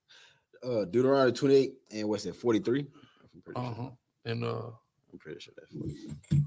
Around there, right? Yeah, it says Deuteronomy 28, 43. The stranger that is within you shall get up above you very high, and you shall come down very low. Read on. He shall lend to you, and you shall not lend to him. He shall be the head, and you shall be the tail. Right, and this is what's happened. Right, this is our disposition here. We are the tail, and our prosperity is inhibited by our own because of the evil eye that we have for one another. Let me get this back on the screen. So this is, of course, if you're not following me on Instagram, I don't know what you're doing, at GRLA Hebrew on Instagram. Join the 14,000 other people who follow me in the spirit of Most High. And I did my analytics today. 144 right there. That's 144. How spiritual is that? And it's been stuck. I've been like, man, I got a bit over the 4.5. Most High, so we're just going to leave it right here to show you 144,000. All praises. God. But, you know, we got the analytics up. I got about 17% engagement. Okay. That's 6 times damn near the average engagement of somebody with this amount of followers. So all praise to the Most High. Most High got us booming. So last night, myself and Officer Nakamai here, we went to a place that we've went viral many times, called Lost in the Sauce, a very extremely popular Atlanta area restaurant that is Black and brown owned. The ownership is a brother, I believe he could be of Caribbean, like Bahamian heritage, and then one of the other top guys there is a Puerto Rican brother up out of Florida. They started a very lucrative and popular business here in Atlanta. They go viral every single day. People from all over. We were there. It was 1 in the morning on Old National. If y'all are from the Atlanta area, y'all know about that. Man, it was all kind of white people coming in and out of there. I ain't never seen no white people on Old National before until Lost in the Sauce open. That's just to put things in context for you. He's got it popping. They got it popping on his Instagram. Beautiful. We've been supporting him since very early on, and they've been supporting us right back. One of the few people that actually tag as a collaborator in post. And so we went there last night, right? And so because I'm tagged as a collaborator, I'm getting notified about all the comments.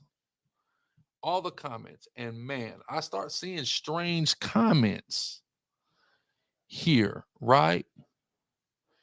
I see this comment about a girl. Hold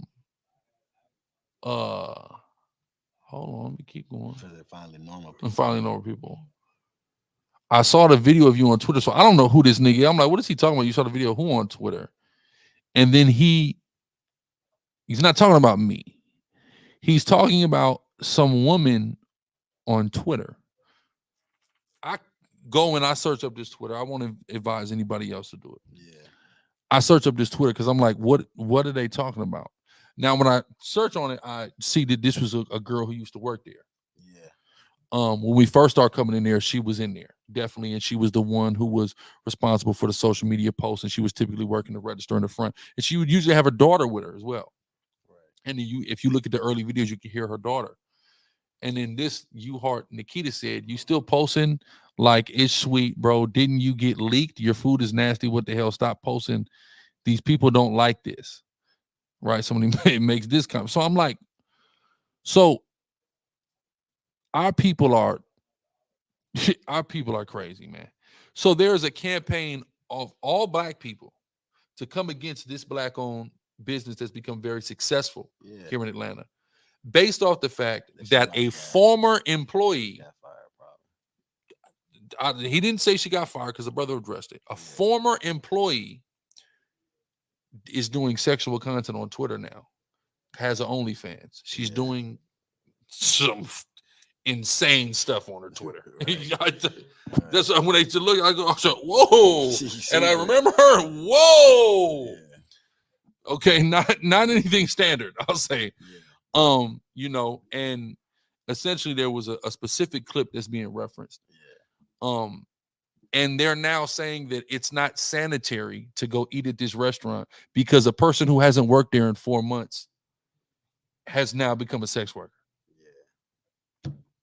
They are literally campaigning on every post and spreading this disinformation to try to deter people from going to this restaurant.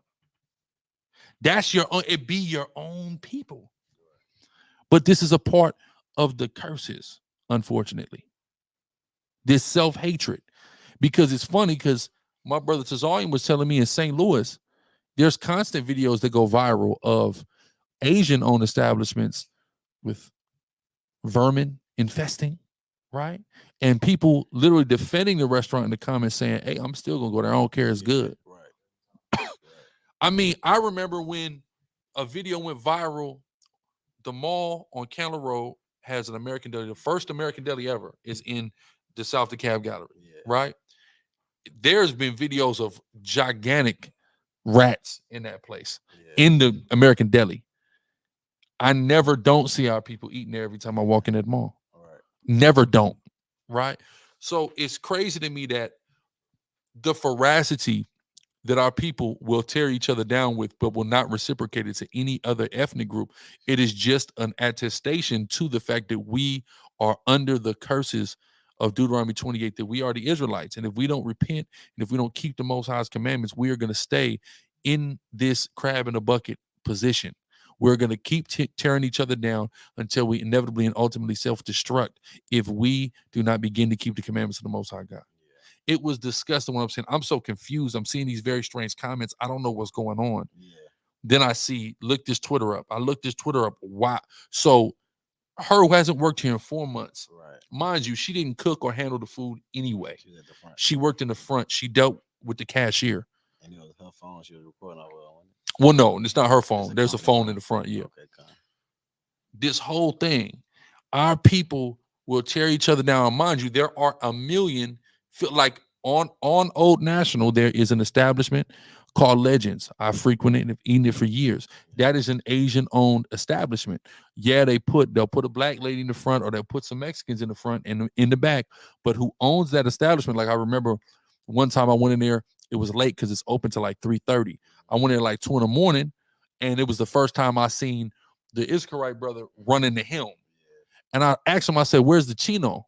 And he laughed and he said, "He's not here." And I'm like, yeah, of course, when the rowdy crowd, the post-club crowd of drunk niggas come in here, he want to leave you to deal with it. He don't want to deal with it. Him, his son, none of them Asians that you see during the day, they leaving it to the Mexicans and the black lady at night. You see what I'm saying? There's a reason for that. But I've never seen anybody tear that place down. Right? I haven't heard anything about it, but I'm sure there could be any reason to tear that place down. But it's not there. But our people's establishment, there's a million Asian owned and ran places and other ethnic group owned and ran places that our people constantly frequent, and we never see the veracity of a rise up against it we see against our own establishments. This is a part of the curses. This is a part of that evil eye. This is a part of the stranger among us shall get up above us and come down very high, and we come down very low. Other people can come in our community and socioeconomically eclipse us in a short amount of time and in a major way. Get for me the law about not wishing for the prosperity of the Moabite and Ammonite. You're supposed to want the prosperity of your brother and not the people of Moab and Ammon, which the Asian people are. Instead, it's the exact opposite. This is what we have to stop doing. This is what we absolutely, positively have to stop doing as a people, because it's sin, right? Go ahead. This book of Deuteronomy, chapter 23, starting at verse 3. It says, "An Ammonite or Moabite shall not enter into the congregation of Yahweh. Even to the 10th generation shall they not enter into the congregation of Yahweh forever. Because they met you not with bread and with water in the way when ye came forth out of Egypt. And because they hired against thee Balaam, the son of Beor, of Pethor, of Mesopotamia, to curse you. Nevertheless, Yahweh your God will not hearken unto Balaam. But Yahweh your God turned the curse into a blessing unto you, because Yahweh your God loved you. Thou shalt not seek their peace nor their prosperity all thy days forever." See that? We shouldn't seek the peace or prosperity, yet we make sure they prosper. Right. And we tear our own people's businesses down all the time. And frankly, it's disgusting. It's totally disgusting. But hey, man, this is America. This is our people in America, man. We got to repent. We got to stop that. I just was so disgusted by what I saw. And I was just trying to, like, I thought, maybe something happened there at the establishment that was caught on camera. Right. No, somebody who hasn't worked there in months is doing, and she just needs to repent from that. Yeah. But she's doing some madness online, selling herself online. Well, that's her business. It has nothing to do with this company that she's no longer professionally associated with. How are we weaponizing that against Lost in the Sauce? Go ahead. I just found a Facebook post. It said, "I don't give a F if Chinese food is rats, bats, or cat in a hat. I'ma still fuck it up. I'm gonna eat a rat, bat, or cat in the hat. I'ma still eat it." Somebody shared it, said, for them, especially St. Louis Chinaman. That shit bust. So they Wow. don't care if it's rats, anything in there. They don't care what it's made out of. They're gonna eat it because they like the way it tastes. Yeah. Hey, but if a black girl who don't work somewhere do something nasty, then we're just gonna take it out on the whole establishment and call for it to shut down. That's insane. And then gonna lie like it ain't good. They gonna lie like the flavor ain't there. It's going viral every day. You can't go viral every day and not be good. Right. All them black people coming to eat that food is not gonna happen today. If it was a bunch of white people, okay. Yeah. But it's a whole bunch of black people eating that food. So it's it's got to be good. Coming from far and wide to get some sliders and some wings. And a comment that I made on there the other day that went viral, got a lot of likes on there, was, I hate when the cute girls eat the bacon. That's just horrible. Oh, it's just every time they open the box and it's the bacon. Because that's the thing. The cashier don't even ever touch your food. Yeah. They hand you the box and they tell you to open the box. So come on, man. Right? Y'all are insane. These people are crazy. Absolutely insane. Haters of their own people. That's all this is. They're really lost in the sauce, bro. They're who's lost in the goddamn sauce. Right. They who should have the damn name. Right. Praise the Lord, man. Again, GUERRILLA.tv for exclusive CZ1X exclusives. You can join now. Join at SICARRI.camp. Donation information there in the bottom right. Follow me on all social platforms at Guerrilla Hebrew. But we're gonna open up the floor now for questions. We'll move into our Q&A. I had to get this off tonight. This Kamala stuff, this self-hatred, it's just been weighing on me. I had to speak on this tonight. I had to. But now we want to open up the floor for Q&A. We ain't got to. It's all right. It's all right.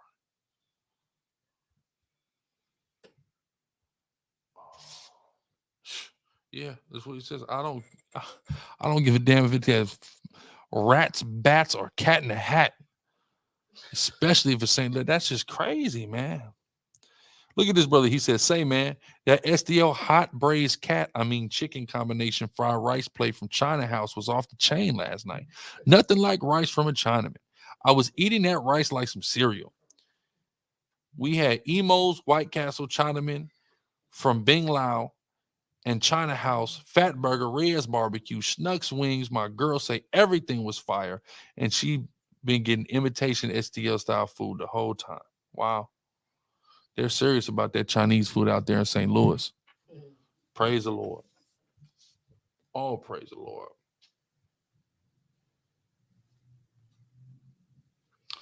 Judicial. Should we care that a woman destroys this country? No, we shouldn't care who destroys this. This country's destruction is prophesied. It is inevitable. It doesn't matter who does it. I don't care if it's Trump, if it's Kamala, or if it's neither of them. The Most High has somebody else appointed to take this place down the drain. If we don't even make it to the election, whatever the Most High wants, we're not here to sway voters. We're not here to endorse political candidates. We're here to tell you as black people to don't get bamboozled. You've been getting bamboozled for how long? So that's the point of that, just to make sure that's clear. If you vote for President Trump, you have sinned. Just to be clear, you have sinned. Can we explain the great harlot? Well, we could go to Revelation 18.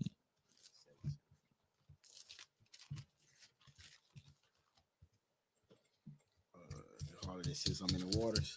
Mm-hmm. The book of Revelation chapter 17 started from the top.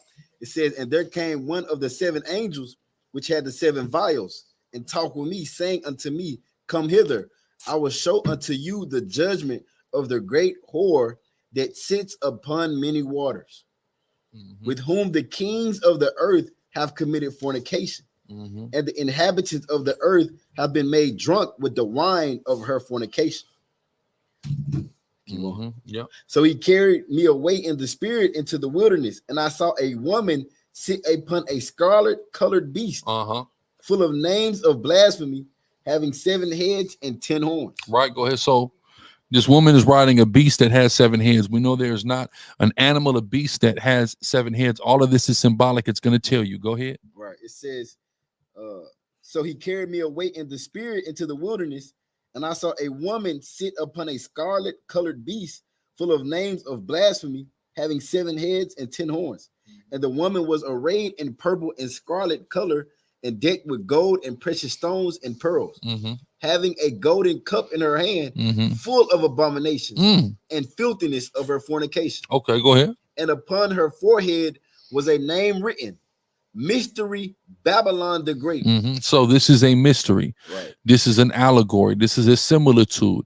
It is mysterious. This woman is not a woman at all, no more than the beast is an actual beast, or there's 7 heads and 10 horns on it. No more than this woman has a tattoo on her forehead. Right? Go ahead. It says, and upon her forehead was a name written. Hey, Rich, you ain't paying attention. We just read Deuteronomy 17 and 15, 14 to 15. Electing anybody to be your ruler that is not your people is a sin. Go ahead. It says, verse 5, and upon her forehead was a name written, Mystery Babylon the Great, the mother of harlots and abominations of the earth. Which has a numerical value. Who can tell me the numerical value of those Hebraic characters that make up Mystery Babylon the Great, the mother of harlots? Who can tell me the numerical value? Do we know what it is? Take a shot in the dark. Right. 666. Boom. Go ahead. Right. It says, Mystery Babylon the Great, the mother of harlots and abominations of the earth. Read on. And I saw the woman drunken with the blood of the saints and with the blood of the martyrs of Yahushua. And when I saw her. So is the woman a vampire? No, she's not a mythical vampire. Right. It's not who she is. The woman is drunk with the blood because this is the country that has committed genocide against God's people. That's why. Right? Go ahead. It says, and I saw the woman drunken with the blood of the saints and with the blood of the martyrs of Yahushua. And when I saw her, I wondered with great admiration. Right, go ahead. And the angel said unto me, wherefore did you marvel? I will tell you the mystery of the woman. I'm going to tell you, this is a mystery. I'm going to tell you. Right? Don't marvel. I'm going to tell you. It's not because Kamala Harris wore a purple suit that she's the person. They got a picture of Kamala with a purple suit. They got a picture of Lisa Simpson with a purple suit on The Simpsons. They said, damn it, she's the harlot. No, the bitch ain't that important. Right. Go ahead. It says, I will tell you the mystery of the woman and of the beast that carries her, which has the 7 heads and 10 horns. Read on. The beast that you saw was and is not, and shall ascend out of the bottomless pit. So we have a beast that was and is not. Right, go ahead. It says, and the beast that you saw was and is not, and shall ascend out of the bottomless pit and go into perdition. Go ahead. And they that dwell on the earth shall wonder, whose names were not written in the book of life. Read on. From the foundation of the world. When they behold the beast that was and is not and yet is. And yet is, right? So the beast was and is not, but yet is, meaning the beast is ancient. The beast fell off and the beast came back. Right. That's that Roman Empire. Right. It went from the pagan Roman Empire to the Holy Roman Empire to the Renaissance Roman Empire. It was reborn. What was reborn? The pagan Roman Empire was reborn, who was headed by white people, and that is Western Europe. Right. Go ahead. Verse 9. And here is the mind which has wisdom. The 7 heads are 7 mountains. The 7 heads are what? 7 mountains. So this isn't a beast and those aren't heads. Those are 7 mountains. What do mountains symbolize in the Bible? Governments. Go ahead. It says the 7 heads are 7 mountains on which the woman sits. And there are 7 kings, 5 are fallen, and 1 is, and the other is not yet come. 5 are fallen, 1 is, and the other is not yet come. So it's talking about that Western European power structure, how Rome was presently in power when John the Revelator got this vision. That's the government that he was subjugated to that sentenced him to prison on the Isle of Patmos, where he even had these visions. Right? Then something was coming. Right? Go ahead. It says, and there are 7 kings, 5 are fallen, and 1 is, and the other is not yet come. Read on. And when he comes, he must continue a short space. Right, the short space in British. Right, go ahead. Right. And the British power that they had in Earth. They had great power in Earth. They conquested all over Hong Kong, India, the Caribbean, all over the place. Right, go ahead. Verse 11. And the beast that was and is not, Mhm. even he is the 8th, and is of the 7. Which was that Renaissance, that reborn Roman Empire, right? These they all had power separately, European powers. Then they came back collectively in this new European power. Go ahead. It says, and the beast that was and is not, even he is the 8th, and is of the 7, and goes into perdition. And will be destroyed. Go ahead. And the 10 horns which you saw are 10 kings, which have received no kingdom as yet. So these 10 kings, this is a part of that Renaissance, that reborn, your new Roman, your neo-Roman Empire. They're 10 kings. They had no power yet. Go ahead. It says, and the 10 horns which you saw are 10 kings. Yet when he saw this, right? Go ahead. Which have received no kingdom as of yet. Read on. But receive power as kings 1 hour with the beast. So they're going to all have a collective power, and that's the European Union and the North Atlantic Treaty Organization. These people are all, and Europe is in power. Western Europe is in power in totality right now, and they're controlled by the whore that rides it, which is America. America is the only thing that has more power than Western Europe. We see the shift happening now because we're going towards their destruction as is prophesied. But prior to this new rise of the Russians and the Chinas, BRICS and things of that nature, which is also a part of prophecy, right? It was just Europe and America in power. Go ahead. It says, verse 13, these have one mind and shall give their power and strength unto the beast. These shall make war with the Lamb, and the Lamb shall overcome them. They're going to fight against Yahweh Shai upon his return. Go ahead. For he is Lord of lords and King of kings. Read on. And they that are with him are called and chosen and faithful. The army of the Most High, the elect. Go ahead. And he says unto me, the waters which you saw where the horse sits. So the horse not sitting on water, just like that beast ain't a real beast. It's a similitude. That water is not water.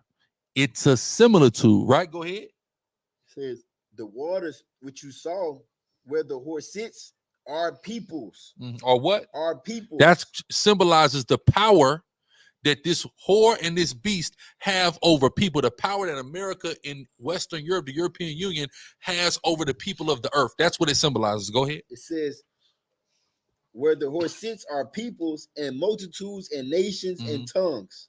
And the 10 horns which you saw upon the beast, these shall hate the whore, and shall they're going to turn on America. They're going to turn on America, right? Finish that. It says, these shall hate the whore, and shall make her desolate and naked, and shall eat her flesh and burn her with fire. Come on. Let's stop there. Let's get Nahum 3 and 4. We're gonna get Nahum 3 and 4. Matter of fact, no. Let's get Nahum 3 and 1, and then we're going to skip to 4. Yeah, we're gonna skip to 4, and then we're gonna skip to 7.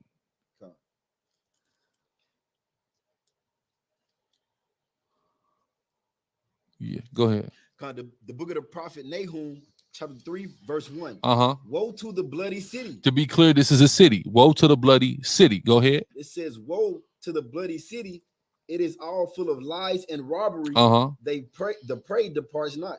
Skip to 4. Verse 4. Because of the multitude of the whoredoms of the well-favored harlot. So the city is being called a well-favored harlot, giving you biblical precedence that a geographical location can be referred to as a harlot, showing you that that harlot is not a woman at all. It is a geographical location. It is a place. It is a country. It is a kingdom that is now known as the United States of America, that is allegorically and prophetically referred to in the Bible as Babylon, Babylon the Great, Babylon the harlot, etc. Go ahead. It says, because of the multitude of the whoredoms of the well-favored harlot, the mistress of witchcrafts, that sells nations through her whoredoms and families through her witchcraft. Right, go ahead. Verse 7. And it shall come to pass that all they that look upon thee shall flee from thee, and say, Nineveh is laid waste. Who will bemoan her? Whence shall I seek comforters for you? So Nineveh, ancient Nineveh, was the place, was the city that was called the well-favored harlot. Again, this is showing you that a geographical location or kingdom can be referred to as a harlot, giving you that precedence, show you what's going on there in Revelation when it talks about Babylon, this great harlot, this great whore. when it talks about committing whoredoms or fornications, it's just a reference to getting in bed with different people. That's why I said the kings of the earth commit whoredoms or commit fornication with her. They get in bed, they make deals with America. That's all that's referring to. Any other questions?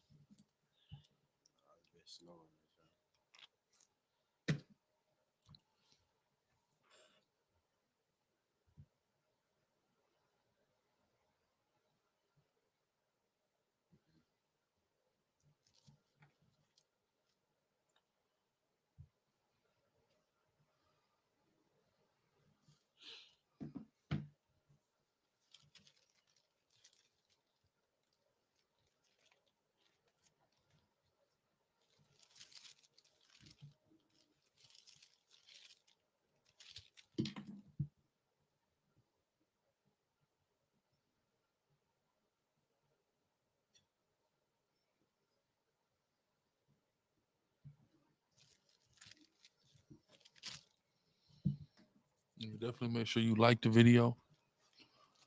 Yeah, we're on Rumble. I don't know what the numbers are like on Rumble. Kick ain't work. SICARRII 1715 is the Rumble channel. Yeah, I had asked that in the chat. I thought you were gonna see it and read it and ask what the tag was on Rumble. Pop up.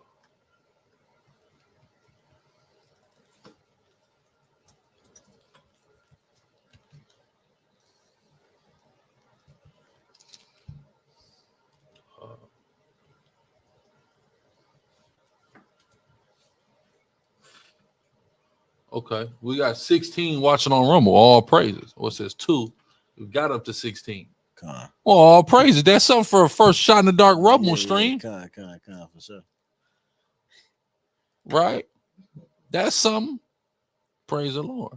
Hannah Martin asks, would going to Moab and Ammon-owned businesses be seeking their prosperity? No, you remember. Okay. Remember, you shall go to your enemy for want of all things. There's nothing you can do about it. It is literally unavoidable to not give Moabites your money, because almost everything is made or produced by them at this point. You cannot buy a pair of shoes. Anything you do, they're profiting off of. So you're cursed. There's nothing you can do. Nothing you can do about that. No, not same as YouTube on Rumble. It's SICARRII 1715 on Rumble. The kick is Guerrilla Hebrew, but again, it doesn't seem like kick ended up working. The kick is Guerrilla Hebrew. It was Guerrilla Hebrew on X. And then, of course, we're live on a new YouTube channel, SICARRII Exodus 1715, SICARRII Public Enemies, and, of course, Chief Dome.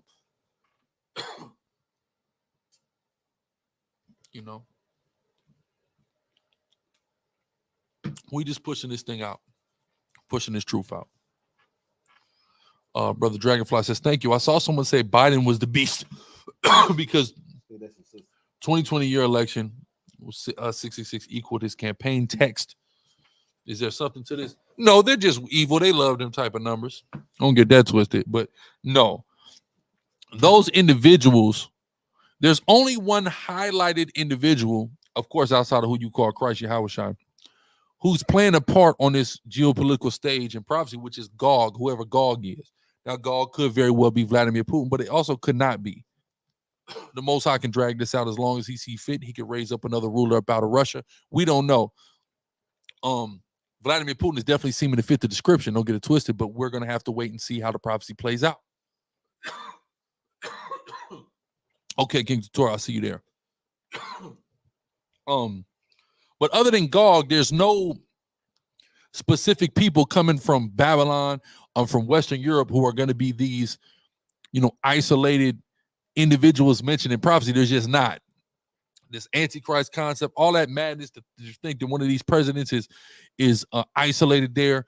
No, that's not happening. We see a couple of people here in these prophecies isolated, like Kaiser Wilhelm was, and again, like Gog is whoever he will be, if he's Vladimir or somebody else, for sure. But other than that, there's nobody who's just a prolific player singularly in the prophecy.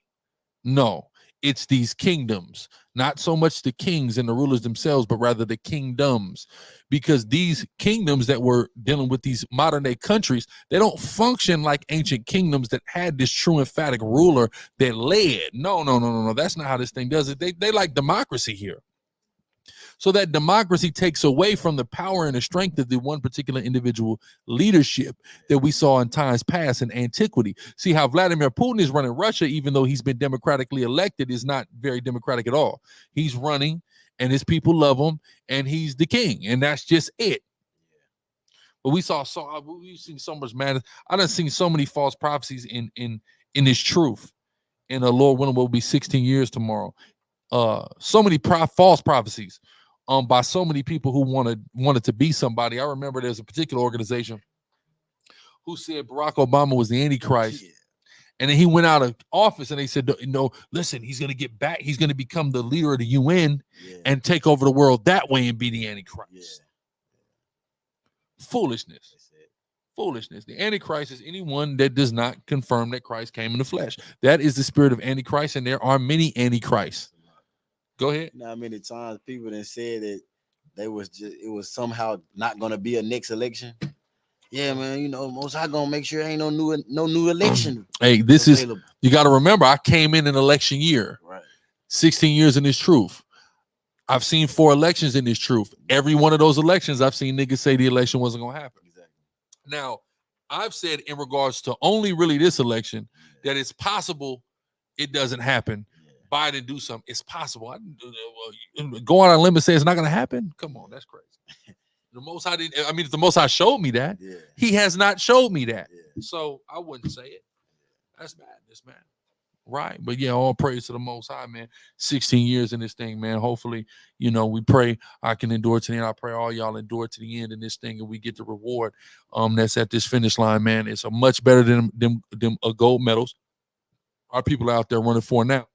I'm talking about, man, they got our people. This is what I go to randomly watch earlier today. 3-on-3 basketball, right? In the Olympics. Now, it's intergender. You got men and women on the same team. Do you know Azerbaijan's team was like all Black American women? Azerbaijan. I don't know if you people know about Azerbaijan. I'm going to show you about Azerbaijan. Hold on. I just want to show you what that place is like, Azerbaijan. All right? And I've showed before in times past. Look, Azerbaijan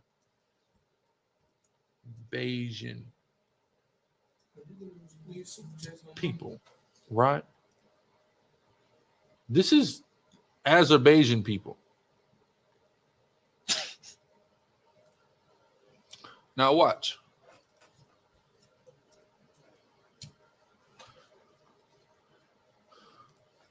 This is the Azerbaijan Olympic team that's out there right now.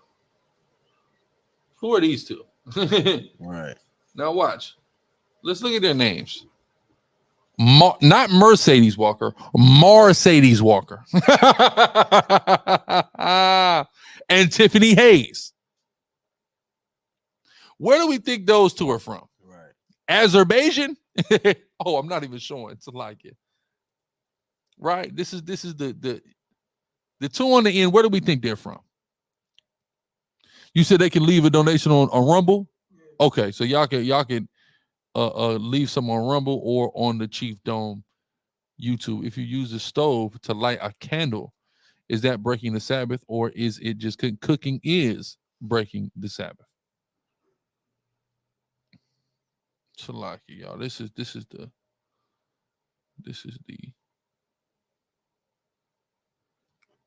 only thing outside of that was a brother asked about, the brother Nicholas Jacobs asked about the swap, the prisoner swap that Russia did with the U.S. last night. Are you familiar? I don't know anything about it. Yeah. I don't know anything about the prisoner swap. King Couture is definitely more streamer friendly, but it's also not very BIPOC heavy. Yeah. You know, but I'm gonna test it out, you know. Noki is asking, I believe you're probably asking if the one on the right is a man, because sis is quite masculine. I don't know. I was wondering the same thing when I was watching that game earlier. That's very masculine. But I think the 3-on-3 is intergender anyway. Because yeah, I seen they was playing China. That was playing China. Mercedes. You said what? That's Mercedes. Her name is Mercedes, man. All right, sis name is Mercedes. Okay, we know where she's from. Not Azerbaijan. Yeah. For sure, not Azerbaijan. But our people are representing all the countries. Yeah, every country. They're gonna get a Negro into their country to represent them for sure, everywhere. Everywhere. Because they know that's gonna increase their opportunity at getting the medal. Right? They know that. They not stupid. You know? Like Hebrew cats, all the time they want our people to be the ones representing them and winning for their country, man.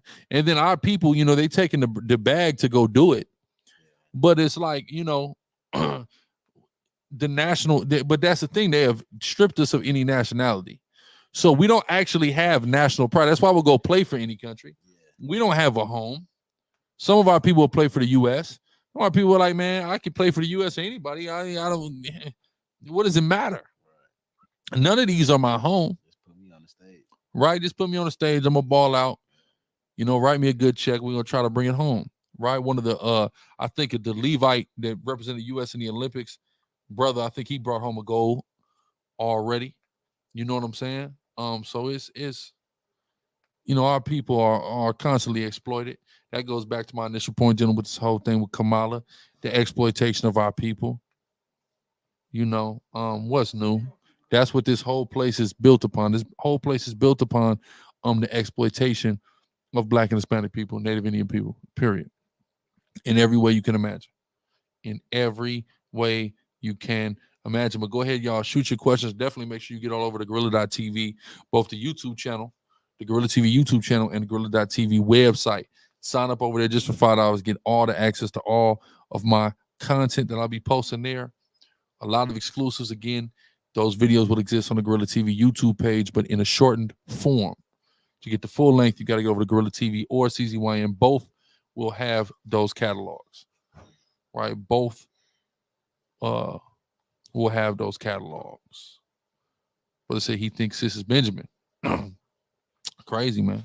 They want to use our people. They want to exploit our people. Shout out Mr. Stewart, already signed up at GORRILLA.tv. Real brother. Supporting. Real brother support, man. It's that time. It's that time.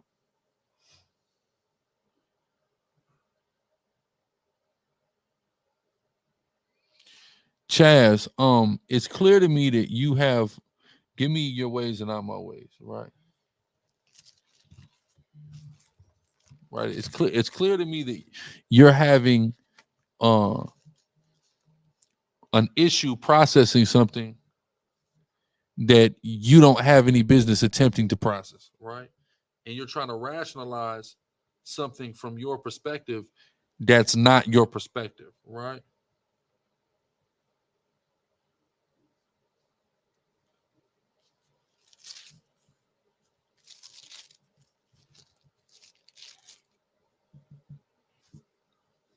Go ahead. This is the book of the prophet Isaiah, chapter 55, starting at verse 7. Let the wicked forsake his way, and the unrighteous man his thoughts. Let him return unto Yahweh, and he will have mercy upon him, to our God, for he will abundantly pardon. For my thoughts are not your thoughts, neither are your ways my ways. God's ways are not your ways, and God's thoughts are not your thoughts. Again, God's ways are not your ways, and God's thoughts are not your thoughts. So God has pre-planned everything, and everything is going according to his plans. That's not for you to understand or comprehend. Right? What you're supposed to do is stick to your assignment. And if you don't stick to your assignment, it's because God didn't want you. Simple. Simple. You got to keep it simplistic. You have to look at things from your vantage point, not God's vantage point. Right? You are a human being, and you have something called the illusion of choice. You get up, you go to the damn McDonald's, you say, I want a cheeseburger, I want some chicken nuggets. You made that choice as far as you know. from the Most High, where he's sitting at, he already wrote your decision for you. But you don't know that. So you shouldn't be trying to wrap your head around something that you can't comprehend because you weren't designed to comprehend it, because it's God's thoughts. They're not yours. Keep going. It says, for my thoughts are not your thoughts, neither are your ways my ways, saith Yahweh. For as the heavens are higher than the earth, so are my ways higher than your ways. My ways are higher than your ways. You're not going to understand my ways. They're higher than your ways. You can't get it. They're higher than your ways. Brother Zabaja, of course you can share my content. Share it away. Share the hell out of it, please. We're in the rebuilding stage of some of this content. You know, they've been hating on your priest. 16 years in this thing. 13 years on these streets through the spirit of the grace and power of the Most High. They hating on your priest, but don't trip, because we're going to keep doing this work. Right. Be the will of the Lord. We're going to keep doing it. Right? Go ahead. This is the book of Proverbs, chapter 19, verse 21. There are many devices in a man's heart. Nevertheless, the counsel of Yahweh, that shall stand. So you can want to do anything that you want to do. And God, but whatever God says, that's what's going to happen. No, we do not have Venmo. If you don't have Cash App or PayPal, you can use your card to do a super chat, or you can go to SICARRI.com/give if you want to give something. You know, all praises if it's on your heart. Right, praise the Most High. So you know, a lot of people, you know, sometimes they wrestle with that, and they shouldn't even bother attempting to think about it if it's too hard for them to process. It's only because God's ways are just too high for you. It just is what it is, you know. But if Yahweh, he is supreme. So if he's supreme, there's nothing happens that is outside of his actual absolute ultimate will. If he didn't write everything, then there wouldn't be prophecies, or prophecy would be able to be circumvented, prevented, and stopped, halted. Right. Nations would be able to save themselves without doing, because sometimes he does give nations the option, hey, like Nineveh, if you repent, I won't destroy you. Right. But, you know, many nations, they don't do that. They don't do that. So, the foretelling of, you know, the exactitude of the fall of certain places were unavoidable because the Most High pronounced it. That's how he wrote it. And first he revealed it unto his servants, the prophets. Get that Amos 3 and 7 in the NLT though. I just posted that on my post yesterday on IG. And if you're not following me on IG, man, you gotta wake it up, man. If you have an Instagram, you're not following me, man, something is very clearly wrong with you. Right, I got a cracking page. My story stay cracking. You're gonna laugh. You're gonna learn. You're gonna do everything, man. If you come onto my page, trust and believe you me. Go ahead. This is the book of the prophet Amos, chapter 3, verse 7 in the NLT. Indeed, the sovereign Lord never does anything until he reveals his plans to his servants, the prophets. So before the Most High makes a move, he reveals his plans. And then his prophets understand the plans. They go and declare the plans, and the plans come to pass that validate the prophets. See how that works? They validate the prophets and the power and the divine dealings that the Most High is having with those prophets, the anointing, the spiritual anointing that he's given those prophets. That's how a prophet is validated. If he didn't pre-plan everything, then a prophet can be invalidated. But we know that can't happen. Not unless, of course, the prophet just go off and starts coming up with his own prophecies.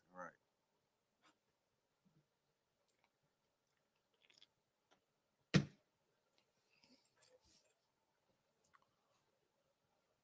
You know, but yeah, questions. We'll take a few more questions. I'll take 1 or 2 more questions. We're going to close out. I believe Cap will be live on the SICARRI San Diego page. He'll be live on the SICARRI San Diego page. So get over there to that page on the YouTube scene. If you're watching us on Rumble, make sure to subscribe.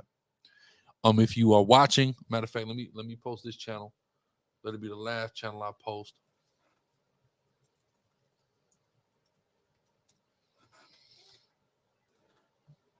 We're live on this channel. I'm going to post this, and I'm going to pin it make sure as we go get up out of here tonight, y'all subscribe to the new SICARRI channel, because I want to build it up, and it will be the home for live classes moving forward. So make sure y'all, I just pinned it. Make sure y'all hit that, and y'all subscribe to the new SICARRI Exodus 17:15 channel. That's the channel I want to be home of live classes. Want to, of course, build that up first.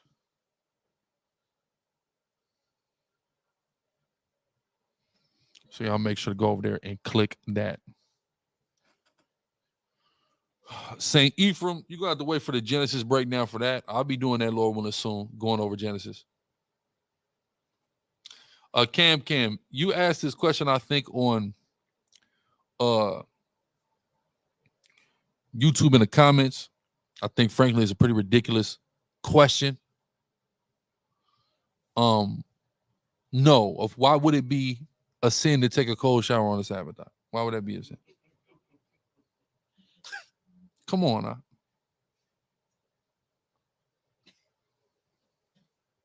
Get 2 Samuel 21:8. No, that's an interesting question.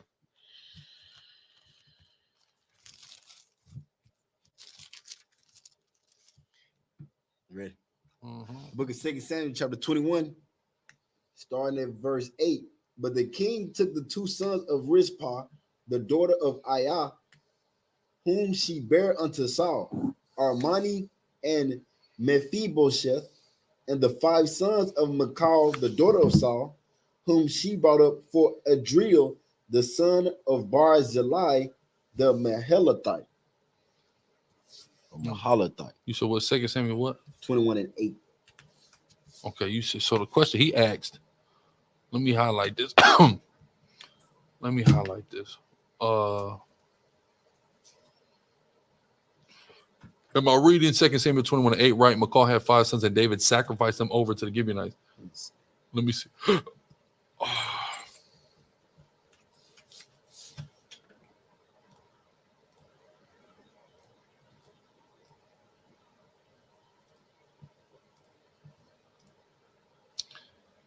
But he gave Saul's 2 sons, Armani and Mephibosheth, whose mother was Rizpah, daughter of Aiah.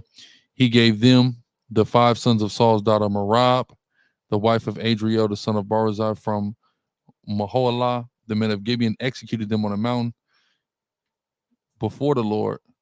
So all 7 of them died together at the beginning of the barley harvest. So no, this wasn't a sacrifice.